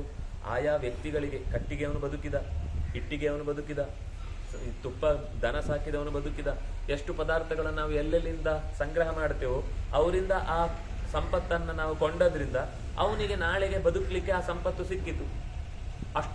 ಒಂದು ಯಜ್ಞ ಅಂದ್ರೆ ಒಬ್ಬನ ಜೀವನ ಅಲ್ಲ, ಒಂದು ದೇವಸ್ಥಾನ ಅಂದ್ರೆ ಒಬ್ಬರ ಜೀವನ ಅಲ್ಲ, ಒಂದು ಧಾರ್ಮಿಕ ಯಾವುದೋ ಹಬ್ಬ ಅಂತಂದ್ರೆ ಅದು ಒಬ್ಬರ ಜೀವನ ಅಲ್ಲ. ಹಬ್ಬ ಬಂತು ಅಂದ್ರೆ ಎಷ್ಟು ತರದ ತರಕಾರಿಯವರು, ಎಷ್ಟು ತರದ ಹೂವಿನವರು, ಎಷ್ಟು ತರದ ಹಣ್ಣಿನವರು ಅವರವ್ರ ಜೀವನ ಕಟ್ಕೊಳ್ತಾರೆ. ಈ ಮಾಲಿಗೆ ಹೋದ್ರೆ ಅವನೊಬ್ಬನೇ ಮೂರ್ಖ, ಬೆಳೀತಾ ಇರ್ತಾನೆ. ಇವರನ್ನೆಲ್ಲ ಬೀದಿಗೆ ತಳ್ಳಿದವರನ್ನು ಬೀದಿಗೆ. ನಮ್ಮಲ್ಲಿ ಯಾವತ್ತೂ ಕೂಡ ಎಲ್ಲರೂ ಬೆಳಿಲಿಕ್ಕೆ ಅವಕಾಶ ಆಗುವ ಹಾಗೆ ವ್ಯವಹಾರ ಇರುವುದು. ಇದು ಈ ಪಾಶ್ಚಾತ್ಯರ ಸಂಕಲ್ಪದಿಂದ ಏನಾಗುತ್ತೆ ಅಂದ್ರೆ, ಮಾಲ್ಗಳು ಬಂದ ಮೇಲೆ ಒಬ್ಬನೇ ಅದರ ಲಾಭ ಪಡಿತಾನೆ. 1000 ಜನರ ಕೆಲಸ ಹೋಗುತ್ತೆ, 50 ಜನರ ಕೆಲಸ ಸಿಗುತ್ತೆ. ಅದೇ ಮಾಲ್ನಲ್ಲಿರುವ ಪದಾರ್ಥವನ್ನ 1000 ಜನ ರಸ್ತೆಯಲ್ಲಿ ತಮಗೆ ಆಗುವಷ್ಟದನ್ನ ಹಂಚಿಕೊಂಡು ಬದುಕ್ತಾ ಇರ್ತಾರೆ. ನಾವು ಅದನ್ನ ವ್ಯಾಪಾರವನ್ನು ಒಂದು ಕಡೆಗೆ ಶಿಫ್ಟ್ ಮಾಡಿದ್ರಿಂದ 950 ಜನರ ಕೆಲಸ ತೆಗಿತೇವೆ ನಾವು. ಅಲ್ಲಿ 50 ಜನಕ್ಕಿಂತ ಜಾಸ್ತಿ ಬೇಕಾ? ಬೇಡ. ನಾನು ನೋಡ್ತಾ ಇದ್ರೆ ಅದು ಅವ್ನು ತಗೊಂಡದ್ದು ಎಲ್ಲ CC ಕ್ಯಾಮ್ರಾದಲ್ಲಿ ಬರ್ತಾ ಇರುತ್ತೆ ಅಷ್ಟೇ. ಅವ್ನು ತಗೊಂಡು ಹೋದ, ಬಿಲ್ ಮಾಡಿದ, ಬಿಲ್ ಮಾಡ್ಲಿಕ್ಕೆ ಒಬ್ಬ ಬೇಕಾಯ್ತು, ತೋರಿಸ್ಲಿಕ್ಕೆ ಒಬ್ಬ ಬೇಕಾಯ್ತು, ಅಷ್ಟು ಬಿಟ್ರೆ ಇವರೆಲ್ಲ ಗಂಟ್ಲು ಹರ್ಕೊಂಡು ಅನೇಕ ಜನರ ಮನೆಗಳ ಕಷ್ಟ ಸುಖಗಳನ್ನು ಮಾತಾಡಿಕೊಂಡು ಅದರ ಹಿಂದೆ ಸೈಕಾಲಜಿ ಇದೆ, ಅದರ ಹಿಂದೆ ಪರಿಸರದ ರಕ್ಷಣೆ ಇದೆ, ಅದರ ಹಿಂದೆ ಸಾಮಾಜಿಕ ವ್ಯವಸ್ಥೆ ಇದೆ. ಎಷ್ಟು ಮುಖಗಳಿವೆ. ಒಬ್ಬ ರಸ್ತೆಯಲ್ಲಿ ಗಾಡಿಯಲ್ಲಿ ಅವನು ಅಷ್ಟು ಬೊಬ್ಬೆ. ಯೋಚನೆ ಮಾಡಿ, ನಮ್ಗೆ 5 ನಿಮಿಷ ಮಾತಾಡ್ಲಿಕ್ಕೆ ಗಂಟ್ಲು ಹರ್ಕೊಂಡ್ಬಿಡುತ್ತೆ. ಅವನು ಅಲ್ಲಿ ಈಗೆಲ್ಲ ಸ್ವಲ್ಪ ಮೈಕಿಗೆ ಬಂದು ಅದೇನು ಸ್ಪೀಕರ್ ಎಲ್ಲ ಹಾಕೊಂಡಿರ್ತಾರೆ, ಆಗುತ್ತೆ ಪಾಪ. ಈ ಗಾಳಿ ಕುಡಿದ್ರೆ ಎಂತರಿಗೂ ಗಂಟ್ಲು ಹಿಡದೆ ಹೋಗುತ್ತೆ. ಆದ್ರೆ ಆ ಹಳ್ಳಿಯಲ್ಲಿ ಅವ್ರು ಕಿರ್ಚುದು ಎಷ್ಟು ದೂರಕ್ಕೆ ಕೇಳುತ್ತೆ. ಅವರು ಬೇರೆ ಕಡೆ ಇನ್ಫಾರ್ಮೇಶನ್ ಎಲ್ಲ ಹೊತ್ಕೊಂಡ್ಬಂದಿರ್ತಾರೆ. ಅವರು ಆ ದಾರಿಯಲ್ಲೇ ಆ ಶಾಲೆ ಚೆನ್ನಾಗಿದೆ, ಈ ಜಾಗ ಚೆನ್ನಾಗಿದೆ, ಈ ಮನೆ ಚೆನ್ನಾಗಿದೆ, ಅದು ವ್ಯವಹಾರ ಮಾಡ್ತಿರ್ತಾರೆ. ಅನೇಕ ತರದ ಸಂಪರ್ಕಗಳನ್ನು ಸಾಧಿಸ್ತಾ ಜನರನ್ನು ಒಂಥರ ಕನೆಕ್ಟೆಡ್ ಆಗಿ ಇರ್ತಾರೆ. ಇಲ್ಲಿ ಹೋಗಿ ಒಂದು ಮುಖ ನಗುತ್ತಾ ನಿಮ್ಗೆ ಬೇಕಾದದ್ದೇನ ತಕ್ಕೊಳ್ಳಿ, ಅಲ್ಲಿದೆ ಹೋಗಿ ಅಂತಾರೆ. ಅವನಿಗೆ ನೀವು ಬಂದ್ರು ಒಂದೇ, ಬಾರದೇ ಇದ್ರು ಒಂದೇ. ನಿಮ್ಗೆ ಯಾಕಂದ್ರೆ ನೀವು ಉದಾಸೀನರಾಗಿ ಸಣ್ಣ ಸಣ್ಣ ಅಂಗಡಿಗೆ 10 ಅಂಗಡಿಗೆ ಹೋಗಲ್ಲ, ಇಲ್ಲಿಗೆ ಎಲ್ಲ ಬಂದು ಸಿಗುತ್ತೆ ಅಂತ ಅವನಿಗೆ ಕನ್ಫರ್ಮ್. ಅದಕ್ಕೋಸ್ಕರ ಅವನು ಇಲ್ಲಿ ಬರ್ತಾನೆ. ನೋಡಿ, ನಿಮ್ಗೆ ಬೇಕಿರುವ ವಸ್ತುಗಳೆಲ್ಲ ಕೊನೆಗಿರುತ್ತೆ.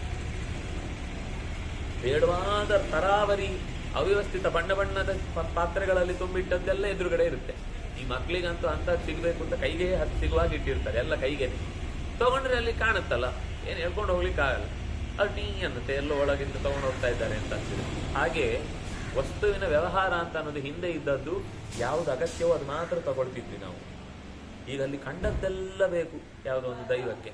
ಹಾಗೆ ಬೇಡವಾದದ್ದನ್ನೇ ಹೆಚ್ಚು ನಮ್ಮನ್ನ ಪ್ರಚೋದಿಸುವಂತಹ ರೀತಿಯಲ್ಲಿ ಅಜ್ಞಾನ ನಡೆಯುತ್ತೆ ಅನ್ನುವ ಕಾರಣಕ್ಕಾಗಿ ಬಹಳ ಎಚ್ಚರದಿಂದ ನಮ್ಮ ಆಸೆಗಳನ್ನು ನಾವು ಅರ್ಥ ಮಾಡ್ಕೊಳ್ಬೇಕು. ಅದು ಆಗದೇ ಇದ್ದರೆ ನೀವು ಒಂದು ಸುಮ್ಮನೆ ಗಮನಿಸಿ, ಆದರೆ ಏನು ಅದರ ಮೇಲೆ ಆಕ್ಷೇಪಣೆ ಮಾಡಬೇಡಿ, ಖುಷಿನೂ ಪಡಬೇಡಿ. ಸುಮ್ಮನೆ ಹೋಗಿ ಒಂದು 4 ಸಲ ಬಂದಾಗ ನೀವು ಏನೇನು ವಸ್ತು ತಂದಿದ್ರಿ ಲಿಸ್ಟ್ ಮಾಡಿಡಿ. ಒಂದು ತಿಂಗಳಾದ್ಮೇಲೆ ಎಷ್ಟು ಅಗತ್ಯ ಇದ್ದ ವಸ್ತು ಬಂದಿತ್ತು, ಎಷ್ಟು ಅನಗತ್ಯವಾದ ವಸ್ತು ಬಂದಿತ್ತು, ಎಷ್ಟು ಅಟ್ಟ ಸೇರಿದೆ, ಎಷ್ಟು ಬೇಗ ಹಾಳಾಗಿ ಇದೆಯಲ್ವಾ ವಸ್ತು, ಹಳೆಯದನ್ನು ಹಾಗೆ ಬಿಟ್ಟ, ಅದು ಬಿಸಾಕಿಯೇ ಹೋಯಿತು. ಅಂಥದ್ದು ಎಷ್ಟು ನಮ್ಮ ಮನೆಯಲ್ಲಿ ಕಸ ತುಂಬಿಕೊಂಡಿದೆ ಅಂತ ಯೋಚನೆ ಮಾಡಿ. ಅದೇ ಸಂಪತ್ತನ್ನು ಸರಿಯಾಗಿ ವಿನಿಯೋಗ ಮಾಡಿದರೆ ಇನ್ನು 10 ಮನೆ ಕಟ್ಬೋದಿತ್ತು.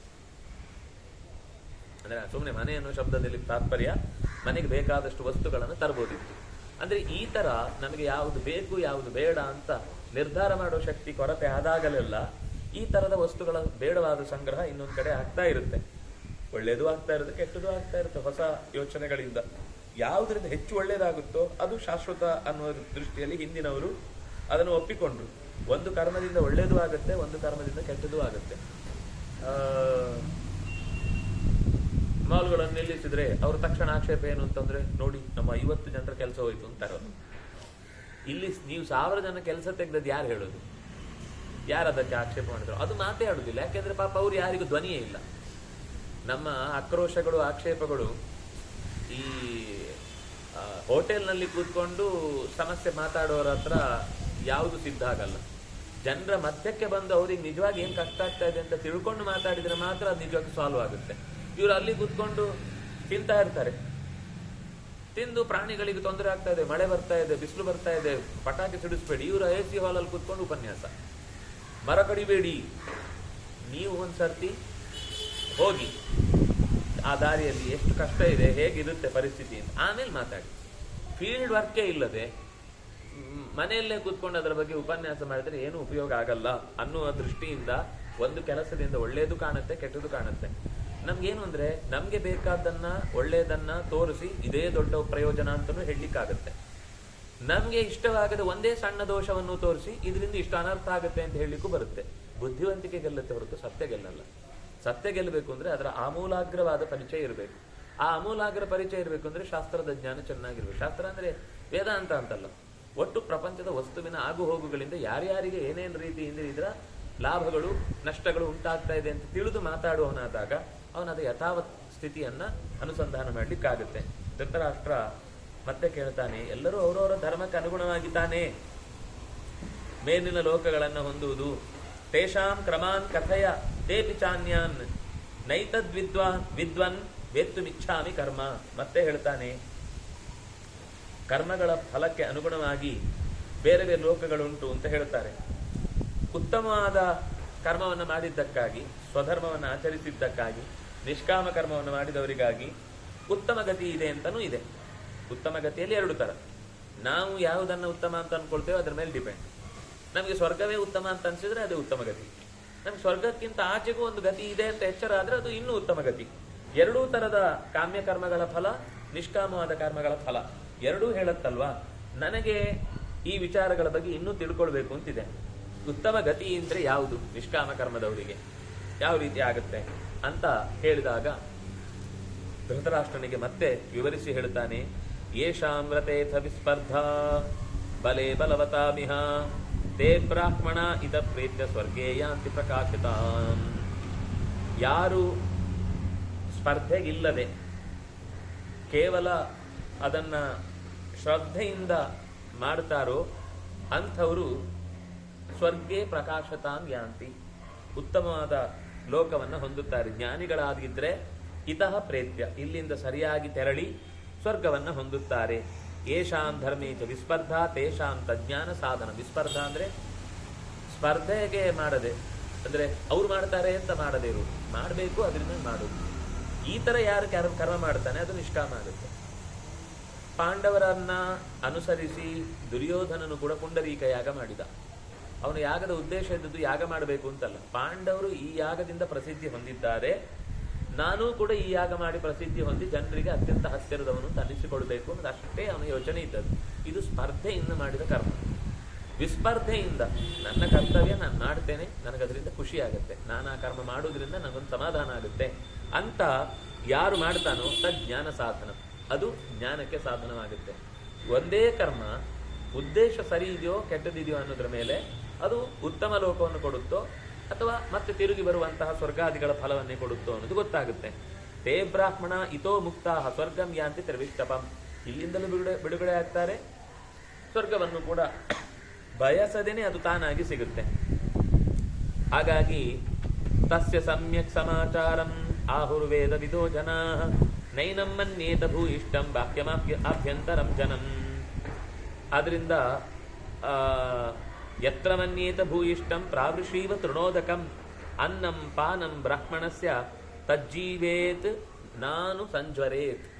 ನಮಗೆ ಯಾವುದಾದ್ರೂ ಒಂದು ಸಾಧನೆ ಮಾಡಬೇಕು ಅಂತನ್ನುವ ಯೋಚನೆ ಬಂದಾಗ ಗಾಳಿ ನೀರು ಬೆಳಕು ಸುಲಭವಾಗಿ ಸಿಗುವ ಜಾಗದಲ್ಲಿ ನಾವಿರಬೇಕು. ಇನ್ನೊಬ್ಬರಿಗೆ ಆ ವಿಷಯಕ್ಕಾಗಿ ಅನ್ನ ನೀರಿಗಾಗಿ ನಾವು ಇನ್ನೊಬ್ಬರಿಗೆ ತೊಂದರೆ ಕೊಡುವ ಹಾಗಿರಬಾರ್ದು. ಊಟಕ್ಕೂ ಅವರನ್ನು ಕೇಳಬೇಕು, ನೀರಿಗೂ ಅವರನ್ನು ಕೇಳಬೇಕು, ಮಲ್ಕೊಳ್ಳಿಕ್ಕೂ ಅವರನ್ನು ಕೇಳಬೇಕು ಅನ್ನುವ ಜಾಗದಲ್ಲಿ ಕೂತು ಯಾವ ಸಾಧನೆ ಮಾಡಲಿಕ್ಕಾಗಲ್ಲ. ಅಂದರೆ ಸಿಂಪಲ್ ಲೀವಿಂಗ್ ಸ್ಟೈಲ್ ಅನ್ನೋದು ಏನಿದೆ ಇದು ಸಾಧನೆಗೆ ಅನುಕೂಲಕರ ಹೊರತು ನಾವು ಆಯ್ಕೆ ಮಾಡ್ಕೊಳ್ಳೋದು 5 ಸ್ಟಾರ್ ಹೋಟೆಲ್ ಅಂತ ಅಲ್ಲಿ ಕೂತು ಧ್ಯಾನ ಮಾಡ್ತೇನೆ, ಅಲ್ಲಿ ಕರೆಂಟ್ ಹೋಗ್ಬಿಡುತ್ತೆ, ಆ ಎ ಸಿಯಲ್ಲಿ ಕೂಡ್ಲಿಕ್ಕಾಗಲ್ಲ. ಆಮೇಲೆ ಅಂದರೆ ಒಟ್ಟು ತಾತ್ಪರ್ಯ ಏನು ಅಂದರೆ ನ ಸಂಜ್ವರೇ, ಇನ್ನೊಬ್ಬನಿಗೆ ಕಷ್ಟ ಕೊಡಬಾರ್ದು. ನಮ್ಮ ಸಾಧನೆಯ ಉದ್ದೇಶದಿಂದ ಇನ್ನೊಬ್ಬನಿಗೆ ಹಾನಿ ಮಾಡಬಾರ್ದು. ಸಣ್ಣ ಸಣ್ಣ ವಿಷಯಗಳಿಗೆ ನೋಡಿ ನೀವು ಸಾಧನೆಗೆ ಅವಕಾಶ ಮಾಡಿಕೊಡ್ತೇನೆ ಅಂತ ಹೇಳಿ ನನಗೆ ಕಾಲಕ್ಕೆ ಕೊಡಬೇಕಾದ ಪದಾರ್ಥವನ್ನೇ ಕೊಡ್ತಿಲ್ಲ ಅಂತ ಊಟ ತಿಂಡಿ ನಿದ್ದೆ ಗಾಳಿ ಬೆಳಕು ಇದನ್ನು ಕೇಳಲಿಕ್ಕೆ ಇನ್ನೊಬ್ಬರನ್ನು ಆಶ್ರಯಿಸಬಾರ್ದು. ಅಂದರೆ ಅಷ್ಟು ಸರಳವಾದ ಬದುಕನ್ನು ನಾವು ಅಭ್ಯಾಸ ಮಾಡ್ಕೊಂಡಿರ್ಬೇಕು. ಅದಿಲ್ಲ ಅದು ಸೆಲ್ಫ್ ಡಿಪೆಂಡೆಂಟ್ ಮಾತ್ರ ಅಲ್ಲ, ಸರಳ. ಎಷ್ಟು ಕಡಿಮೆ ವಸ್ತುಗಳಲ್ಲಿ ನಮಗೆ ಬದುಕನ್ನು ಕಳೀಲಿಕ್ಕಾಗತ್ತೆ ಅನ್ನುವುದು ಗೊತ್ತಿರಬೇಕು. ಸಿಕ್ಕಿದಾಗ ಯಾರೋ ಕೊಟ್ಟರು ದೇವರೇ ಕೊಟ್ಟದ್ದು ಅನ್ನುವ ಹಿನ್ನೆಲೆಯಲ್ಲಿ ಅದು ಬಂದಾಗ ಭೋಗಿಸಬೇಡ ಅಂತ ಹೇಳಿಲ್ಲ. ಆದರೆ ಎಷ್ಟು ಕಡಿಮೆ ವಸ್ತುಗಳನ್ನು ನಾನು ಉಪಯೋಗಿಸಿ ನನ್ನ ಜೀವನವನ್ನು ನಾನು ಕಳೆಯಬಹುದು. ಮಲಗಲಿಕ್ಕೆ ದಪ್ಪದ್ದೇ ಬೇಕು, ಹಾಸಿಗೆ, ಸ್ನಾನಕ್ಕೆ ಬಿಸಿಯೇ ಬೇಕು. ಅದು ಇಲ್ಲದೆ ಇದ್ರೆ ಸ್ನಾನನೇ ಮಾಡಲ್ಲ ಅಂತ ಕೂತು 12 ಗಂಟೆ ತನಕ ಕಾಯುವುದು ಬಿಸಿಲಾಗ್ಲಿ ಅಂತ. ಬಿಸಿ ಆಗುತ್ತೆ ನೋಡೋ ಟ್ಯಾಂಕ್ ಏನಾದರೂ ಅಂತ ಯೋಚನೆ ಮಾಡ್ತಾ ಕೂತ್ರೆ ಸಾಧನೆ ಆಗಲ್ಲ. ಸಾಧನೆಗೆ ಯಾರನ್ನು ಹೊರಗಿನವರಿಗೆ ತೊಂದರೆ ಕೊಡಬಾರದು. ಇನ್ನೊಬ್ಬನಿಗೆ ಉಪಕಾರ ಮಾಡ್ಲಿಕ್ಕೆ ಅವಕಾಶ ಸಿಕ್ಕಿದ್ರೆ ಮಾಡಬಹುದು, ಆದರೆ ಅಪಕಾರ ಅಂತೂ ಆಗಬಾರ್ದು. ಆದ್ರಿಂದ ಹಸಿವು ಬಾಯಾರಿಕೆಗಾಗಿ ನಾವು ಕಷ್ಟಪಡುವ ಹಾಗಿರೋ ಜಾಗದಲ್ಲಿ ಕೂಡಬಾರ್ದು. ಅಲ್ಲಿ ನೀರು ಸಿಗಲ್ಲ, ಎಲ್ಲೋ ಹೋಗ್ಬಿಡುದು ಭಾರಿ ಉಮೇದಿನಿಂದ. ಅಲ್ಲೋದ್ರೆ ನೀರಿಲ್ಲ, ಸರಿಯಾದ ಆಹಾರ ಇಲ್ಲ, 2 ದಿವಸ ಕೂಡುದು, ಉಪವಾಸ ಆಗುತ್ತೆ. ಅಯ್ಯೋ ನಾವೇನು ಅನ್ಕೊಂಡಿದ್ದೇವೆ ಅಂದ್ರೆ ತಪಸ್ಸು ಅಂದ್ರೆ ತಿಂಗಳಾನುಗಟ್ಟೆ ಆಹಾರ ಒಮ್ಮೆಲೆ ಬಿಟ್ಬಿಡುದು ಅಂತ. ಒಮ್ಮೆಲೆ ಬಿಡುದಲ್ಲ. ಧ್ರುವನ ಕಥೆಯಲ್ಲಿ ಮೊದಲು 1 ದಿವಸಕ್ಕೆ ಚೂರು ತಿಂತ ಇದ್ದವ 3 ದಿವಸಕ್ಕೆ ಆಹಾರವನ್ನು ಶಿಫ್ಟ್ ಮಾಡ್ತಾನೆ, ಆಮೇಲೆ 6 ದಿವಸಕ್ಕೆ ಶಿಫ್ಟ್ ಮಾಡ್ತಾನೆ, ಆಮೇಲೆ 12 ದಿವಸಕ್ಕೆ ಶಿಫ್ಟ್ ಮಾಡ್ತಾನೆ, ಆಮೇಲೆ 15 ದಿವಸಕ್ಕೆ ಶಿಫ್ಟ್ ಮಾಡ್ತಾನೆ, ಆಮೇಲೆ ತಿಂಗಳಿಗೆ ಶಿಫ್ಟ್ ಮಾಡ್ತಾನೆ, ಆಮೇಲೆ 1 ತಿಂಗಳು ಪೂರ್ತಿ ಕುಂಭಕದಲ್ಲಿ ಕೂಡ್ತಾನೆ ಅಂತ. ಅದು ಅವನ ಸಾಮರ್ಥ್ಯ. ನಮಗೂ ಹಾಗೇನೆ ಕ್ರಮವಾಗಿ ಕಮ್ಮಿ ಆಹಾರವನ್ನ ಮತ್ತು ಕಮ್ಮಿ ವಸ್ತುಗಳ ಬಳಕೆಯನ್ನ ಅಭ್ಯಾಸ ಮಾಡಿಕೊಂಡು ಬದುಕಲಿಕ್ಕಾಗತ್ತೆ ಅಂದ್ರೆ, ಅಯ್ಯೋ ನನಗೆ ಪೌಡರ್ ಇಲ್ಲ ಅಂದ್ರೆ ಬದುಕಲಿಕ್ಕಾಗಲ್ಲ ಅಂತ ಬದುಕಿದವನಾದ್ರೆ ಅಂದ್ರೆ ಯಾವಾಗ ಅಭ್ಯಾಸ ತಪ್ಪಲ್ಲ. ಆದ್ರೆ ಅದಿಲ್ಲದೆ ಇದ್ರೆ ಕಾಫಿ ಕುಡಿಯದೆ ಬದುಕುದು, ಅಥವಾ ಸೈಕಲ್ 2 ವೀಲರ್ ಇಲ್ಲದೆ ಎಲ್ಲಿಗೂ ಹೋಗಲ್ಲ. ಇಲ್ಲೇ ಹೋಗ್ಬೇಕು ಅಂತ ನಮ್ಗೆ 2 ವೀಲರೇ ಬೇಕು. ಮನೆಯಲ್ಲೂ ಕೂಡ ಟ್ರೆಡ್ಮಿಲ್ ನಲ್ಲಿ ಓಡಾಡಿ ಅಭ್ಯಾಸ, ನೆಲದಲ್ಲಿ ಓಡಾಡಿ ಅಭ್ಯಾಸವೇ ಇಲ್ಲ. ಅದು ಒಂದು ಹಾಸಿಗೆಗೆ ಬೀಳುದು, ಒಂದು ಟ್ರೆಡ್ಮಿಲ್ಗೆ ಬರುದು, ಒಂದು ಡೈನಿಂಗ್ ಟೇಬಲ್ ಮೇಲೆ ಕೊಡುದು, ಇಷ್ಟೇ ಪ್ರಯಾಣ ಅಂದ್ರೆ. ಇದಕ್ಕಿಂತ ಆಚೆ ಪ್ರಯಾಣ ಇಲ್ಲ ಅನ್ನೋ ರೀತಿಯಲ್ಲಿ ಬದುಕುವುದು. ಈ ತರದ ಸೊಫಿಸ್ಟಿಕೇಟೆಡ್ ಆದ ಲೈಫ್ ಅನ್ನ ಲೀಡ್ ಮಾಡಿ ಆಮೇಲೆ ಸಾಧನೆ ಮಾಡಬೇಕು ಅಂತ ಒಳಮುಖವಾಗಿ ಪ್ರಯತ್ನಿಸಿದ್ರು ಕೂಡ ಆಹಾರ ನೀರು ಇತ್ಯಾದಿಗಳಿಗಾಗಿ ನಾವು ಇನ್ನೊಬ್ಬರಿಗೆ ಪೀಡಿಸುವಂತಾದ್ರೆ ಆಗ ನಮ್ಮ ಸಾಧನೆ ಮುಂದುವರಿಲಿಕ್ಕೆ ಸಾಧ್ಯ ಇಲ್ಲ. ಅದರಿಂದಾಗಿ ನಾವು ತುಂಬಾ ಜಾಗ್ರತೆಯಿಂದ ನಮ್ಮ ಸಾಧನೆಗೆ ಬೇಕಾದ ಅಂತರಂಗ ಸಿದ್ಧತೆಯನ್ನ ಮಾಡ್ಕೊಂಡಿರಬೇಕು ಅನ್ನೋದನ್ನ ಯತ್ರ ಮನ್ಯೇತ ಭೂಯಿಷ್ಠಂ ಯತ್ರ ಕಥಯಮಾನಸ್ಯ ಸಂಪ್ರಯಚ್ಛತ್ಯ ಶಿವಂ ಭಯಂ ಅತಿರಿಕ್ತಮಿವ ಇವಾ ಕುರುವನ್ ಸಶ್ರೇಯಾನ್ ನೇತರೋ ಜನ. ಸಾಧನೆ ಮಾಡುವನ ಪರಿಸ್ಥಿತಿ ಹೇಗಿರಬೇಕು ಅಂದ್ರೆ, ನನ್ನ ಬಗ್ಗೆ ಏನು ಹೊಗಳಲ್ಲ ಒಬ್ಬ ಅಕಥಯ ಮಾನಸ್ಯ, ನನ್ನ ಬಗ್ಗೆ ಏನು ಹೇಳ್ತಾನೆ ಇಲ್ಲ, ಅವನು ಒಳ್ಳೆಯವನು. ನಮ್ಮ ಬಗ್ಗೆ ಏನು ಹೇಳಿಲ್ಲಲ್ಲ, ಒಳ್ಳೆಯವನು. ಆಮೇಲೆ ಪ್ರಯಚ್ಛತ್ಯ ಶಿವಂ ಭಯಂ, ತುಂಬಾ ಯಾಕೋ ಉಪದ್ರವ ಕೊಡ್ತಾ ಇದ್ದ ಕಾಣಿಸ್ತಿದ್ದಾನೆ, ಅವನು ಇನ್ನೂ ಒಳ್ಳೆಯವನು. ಅತಿರಿಕ್ತ ವಿವಾಹ ಕುರುವನ್, ನಾವು ಅನ್ಕೊಳ್ಳದೇ ಇದ್ದದ್ದನ್ನೇ ಯಾವಾಗ್ಲೂ ಮಾಡ್ತಾನೆ. ಅವನು ಮತ್ತೂ ಒಳ್ಳೆಯವನು. ಈಗ ಯೋಚನೆ ಮಾಡಿದ್ರೆ ಮಾತ್ರ ಅಲ್ಲಿ ಸೊಳ್ಳೆ ಇದೆ, ಕಾಡಲ್ಲಿ ಹೋಗಿ ಜಪಕ್ಕೆ ಅಂತ ಕೊಡ್ತಾನೆ, ತರಗೆಲೆ ಬಂದು ಬರ್ರ ಬೀಳುತ್ತೆ. ಏನಿದು, ನಾನು ಜಪಕ್ಕೆ ಕೂತಾಗ್ಲೇ ತರಗೆಲೆಗಳಲ್ಲಿ ಇಷ್ಟೆಲ್ಲ ಶಬ್ದ ಮಾಡಿ ಮುಖದ ಮೇಲೆ ಬೀಳುತ್ತೆ, ಬೈಕೊಂಡ. ನೀನು ಸ್ವರ್ಗದಲ್ಲಿ ಕೂತ್ರು ಜಪ ಮಾಡ್ಲಿಕ್ಕಾಗಲ್ಲ. ಕಾಡಿರುವುದು ಅದರ ಸುತ್ತಲ್ಲಿ, ಅಲ್ಲಿ ಬೆಳಕು ಬರುತ್ತೆ, ಗಾಳಿ ಬರುತ್ತೆ, ತರಗೆಲೆ ಬರುತ್ತೆ, ಚೇಳುಗಳಿರ್ತವೆ, ಸೊಳ್ಳೆಗಳು ಕಚ್ತವೆ, ತಿಗಣೆಗಳಿರ್ತವೆ, ಅದು ಅದರ ಜಾಗ. ನೀನಲ್ಲಿ ಹೋದಾಗ ಅದಿದ್ರೂ ನನಗೇನು ಆಗಲ್ಲ ಅನ್ನೋದನ್ನು ಯೋಚನೆ ಮಾಡಿ ಕೊಡ್ಬೇಕಾದ್ದು. ಇದೊಂದು ತಿಗಣೆಗಳಿಲ್ಲ ಅಂದ್ರೆ ನಾನು ಇನ್ನೂ ಒಂದು ಸ್ವಲ್ಪ ಹೊತ್ತು ಜಪ ಮಾಡ್ತಿದ್ದೆ ಅಂತ ನಿನಗೆ ಅಷ್ಟರಲ್ಲಿ ಎದ್ದು ಬರಬೇಕು ಅನಿಸ್ತು ಅಂದ್ರೆ ಏನು ಸಿದ್ಧತೆ ಆಗಿಲ್ಲ ಅಂತ ಅರ್ಥ. ಶ್ರೇಯಸ್ ಯಾವುದು ಅಂದ್ರೆ ನಮ್ಮನ್ನು ಯಾರು ಹೊಗಳುತ್ತಾ ಇಲ್ಲ ಅಂದ್ರೆ ಅದು ಸರಿಯಾಗಿದೆ ವ್ಯವಸ್ಥೆ. ನಮಗೆ ಅಶಿವಂ ಭಯಂ, ಯಾವುದೋ ಅಮಂಗಳಕರವಾದ ಭಯವನ್ನು ಉಂಟು ಮಾಡುವವನಂತೆ ಕಾಣ್ತಿದ್ದಾನೆ ಅವನು ತುಂಬಾ ಒಳ್ಳೆಯವನು. ಆಮೇಲೆ ಮೂರನೇದು ಅತಿರಿಕ್ತ ವಿವಾಹ ಕುರುವನ್, ನಮಗೆ ಆಗದ್ದನ್ನೇ ಮಾಡ್ತಾನೆ. ಆಗ ನಾವು ನಮ್ಮನ್ನು ಎಷ್ಟು ತಾಳ್ಮೆ ನಿಂತ್ಕೊಂಡಿದ್ದೇವೋ ಅದು ನಮ್ಮ ಸಾಧನೆಗೆ ಪೂರಕವಾದ ಅಂಶ. ಎಲ್ಲ ಸುಖವಾಗಿ ಎಲ್ಲ ನಾವು ಹೇಳಿದ ಹಾಗೆ ಆಗ್ತಾ ಇದ್ದ ಜಾಗದಲ್ಲಿ ಇದ್ದು ಅಭ್ಯಾಸ ಆದರೆ ಜಪಕ್ಕೆ ಅಂತ ಹೋದಾಗ, ಅನುಷ್ಠಾನಕ್ಕೆ ಅಂತ ಹೋದಾಗ, ಎಲ್ಲೋ ಕಾಡಲ್ಲಿ ಅದು ಇನ್ಯಾವುದೋ ಒಂದು ಸಮಾಧಾನದ ಜಾಗಕ್ಕೆ ಹೋಗಿ ಕೂತಾಗ ನಾವು ಅನ್ಕೊಂಡದ್ದಕ್ಕಿಂತ ಎಲ್ಲರೂ ವ್ಯತಿರಿಕ್ತವಾಗಿ ನಡಿಲಿಕ್ಕೆ ಶುರುವಾದ್ರೆ ಇರಿಟೇಟಿಂಗ್ ಆಗಿ ಶುರುವಾಗುತ್ತೆ. ಅಲ್ಲಿ ಕೂಡ್ಲಿಕ್ಕೆ ಆಗ್ತಾ ಇಲ್ಲ, ಏನೋ ಮಾತಾಡ್ತಿರ್ತಾರೆ, ಏನೋ ಅವರವರೇ ಲೌಕಿಕವಾದ ವಿಷಯಗಳನ್ನು ಚರ್ಚೆ ಮಾಡ್ತಾರೆ. ನಮ್ಗಲ್ಲಿ ಕೂತಾಗೆಲ್ಲ ಈ ಅವ್ಯವಸ್ಥಿತ ಚಿತ್ತರಾದವರನ್ನು ಯಾರಪ್ಪ ಸರಿ ಮಾಡುದು ಅಂತ ನಮ್ಗೆ ಅವ್ರ ಬಗ್ಗೆ ಯೋಚನೆ ಬರ್ತಾ ಇರುತ್ತೆ ಹೊರತು ಬೇರೆ ಬಗ್ಗೆ ಯೋಚನೆ ಮಾಡ್ಲಿಕ್ಕೆ ಆಗುದೇ ಇಲ್ಲ. ಅದರಿಂದಾಗಿ ಶ್ರೇಯಾನ್ ಸಶ್ರೇಯಾನ್ ನೇತರೋ ಜನ, ತುಂಬಾ ಹೊಗಳುತ್ತಾನ ದೂರ ಇದೆ. ಭಾರೀ ನಿಮಗೆ ಎಲ್ಲ ಕೆಲಸಕ್ಕೆ ಹೆಲ್ಪ್ ಮಾಡ್ಲಿಕ್ಕೆ ಬರ್ತಾ ಇದ್ದಾನ, ತುಂಬಾ ಹೆಲ್ಪ್ ಮಾಡ್ತಾ ಇದ್ದಾನೆ ಅಂದ್ರೆ ನಿಮ್ಮ ಸೆಲ್ಫ್ ಡಿಪೆಂಡೆನ್ಸಿಯನ್ನ ನಾಶ ಮಾಡ್ತಾ ಇದ್ದಾನೆ ಅಂತ ಅರ್ಥ. ನಮಗೆ ನಮ್ಮತನವನ್ನ ಮರೆಯುವ ಹಾಗೆ ಮಾಡ್ತಾ ಇದ್ದಾನೆ ಅಂತ ಅರ್ಥ. ಆಮೇಲೆ ಯಾವಾಗ್ಲೂ ನಿಮ್ಗೊಂದು ಸೇಫ್ಟಿ ಫೀಲ್ ಆಗ್ತಾ ಇದೆ ಅದರಿಂದಾಗಿ ಅಂತ ಅನ್ಸಿದ್ರೆ ಅದು ಒಂದು ರೀತಿಯಲ್ಲಿ ನಿಮಗೆ ಹಾನಿಯೇ ಉಂಟಾಗುತ್ತೆ, ಅದು ಮನಸ್ಸನ್ನ ದುರ್ಬಲಗೊಳಿಸ್ತಾ ಇರುತ್ತೆ ಅಂತ. ಹೀಗೆ ಅವನಿಗೆ ಇರಬೇಕಾದದ್ದು ಏನಂದ್ರೆ ಕುಶ ವಲ್ಕಲ ಚೇಲ.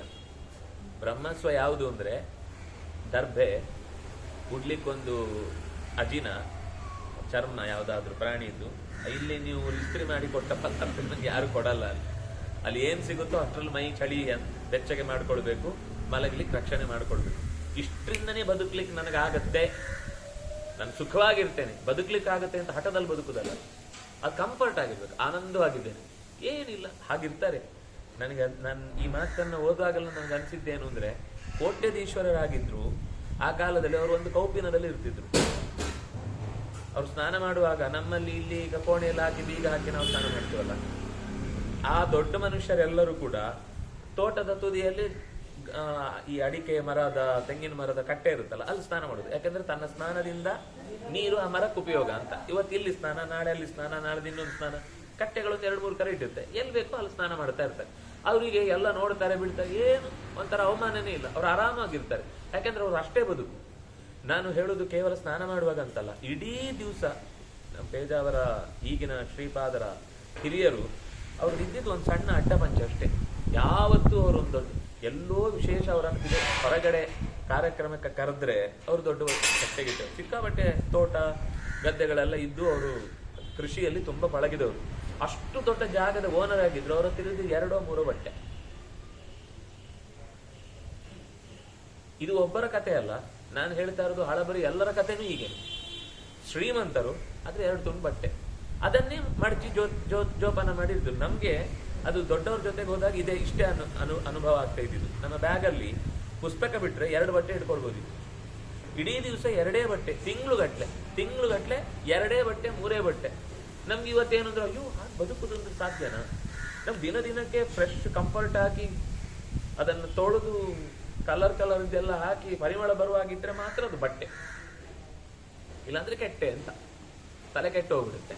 ಆದ್ರೆ ಸರಳವಾಗಿ ಬದುಕುವುದು ಅಂತ ಅನ್ನೋದು ಅಷ್ಟು ಸುಲಭದ ಮಾತಲ್ಲ. ಎಷ್ಟು ಸುಲಭದಲ್ಲಿ ಕುಶ ವಲ್ಕಲ ಚೇಲಾದ್ಯಂ ಬ್ರಹ್ಮಸ್ವಂ ಯೋಗಿನಃ ವಿದುಹು. ಯೋಗಿಗಳಿಗೆ ಯಾವುದು ನೋಡಿ, ರಾಮಚಂದ್ರ ಕಾಡಿನಲ್ಲಿರುವಾಗ ವಲ್ಕಲ ಉಂಟಲ್ಲಿ ಯಾಕೆ? ಅವ್ನು ಬರೀ ವಲ್ಕಲ, ಇನ್ನೇನು ಇರ್ಲಿಲ್ಲ ಅವನ ಹತ್ರ.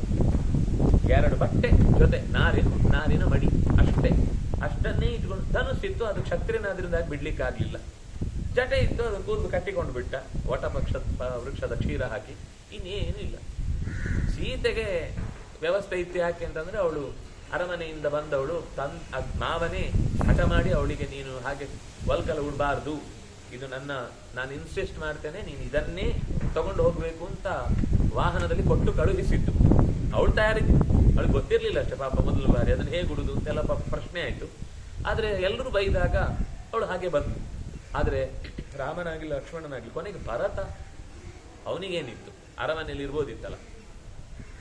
ಅಣ್ಣ ಹೀಗೆ ಇಷ್ಟು ಸರಳವಾಗಿ ಬದುಕಿದ ಮೇಲೆ ನಾನು ಅದು ಒಂದು ದಿನ ಅಲ್ಲ ರೀ, ಕೆಲವೊಮ್ಮೆ ಬಾರಿ ಉಮೇದಿನಲ್ಲಿ 2 ದಿವಸ ಮಾಡೋಣ ಅಂತ ವ್ರತ ಮಾಡಿಬಿಟ್ಟು ಅವರೆಲ್ಲ ಹೋದ್ಮೇಲೆ ಅಯ್ಯೋ ಈ ವ್ರತದೆಲ್ಲ ಸಾಧ್ಯ ಅಲ್ಲಪ್ಪ, ನಾನು ಏನ್ ಬೇಕೋ ಮಾಮೂಲು ಅಷ್ಟನ್ನೇ ಮಾಡ್ಕೊಂಡು ತಿನ್ನೋದು ಅಂತ ಮಾಡುವ ಹಾಗಾಗ್ಲಿಲ್ಲ. 12 ವರ್ಷನೂ ಆ ವ್ರತ ಮಾಡಿದ್ದಾನೆ. ನಾರು ಮಡಿಯನ್ನು ಉಟ್ಟುಕೊಂಡು ಅತ್ಯಂತ ಸರಳವಾಗಿ ಬದುಕಿದ್ದಾನೆ. ಅದರಿಂದಾಗಿ ನಿರಂತರವಾದ ಚಿಂತನೆಯಲ್ಲಿ ಭಗವಂತನನ್ನ ಎಚ್ಚರಿಸಿಕೊಳ್ಳುವುದಕ್ಕೆ ಮೊದಲು ನಾವು ಅತ್ಯಂತ ಕಡಿಮೆ ವಸ್ತುಗಳಿಂದ ನಾವು ಬದುಕುವುದನ್ನ ಅಭ್ಯಾಸ ಮಾಡಬೇಕು ಅನ್ನೋದನ್ನ ಹೇಳಿದ್ರು. ಇನ್ನು ಕೆಲವು ಯಾವುದನ್ನು ಬಿಡಬೇಕು, ಯಾವುದನ್ನು ಹಿಡಿಬೇಕು, ಹೇಗಿರಬಾರ್ದು, ಒಬ್ಬ ಬ್ರಹ್ಮಜ್ಞಾನಿ ಆಗಬೇಕು ಅಂತ ಬಯಸುವವನು ಅನ್ನೋದರ ಚಿತ್ರಣವನ್ನು ಕೊಟ್ಟಿದ್ದಾರೆ. ಮತ್ತೆ ಮುಂದಿನ ತರಗತಿಯಲ್ಲಿ ಸೇರಿದಾಗ ಅದನ್ನು ಚಿಂತನೆ ಮಾಡೋಣ. ಶ್ರೀಹರಿಪ್ರಿಯತಾಂ ಶ್ರೀಕೃಷ್ಣಾರ್ಪಣಮಸ್ತು. ಒಬ್ಬರೇ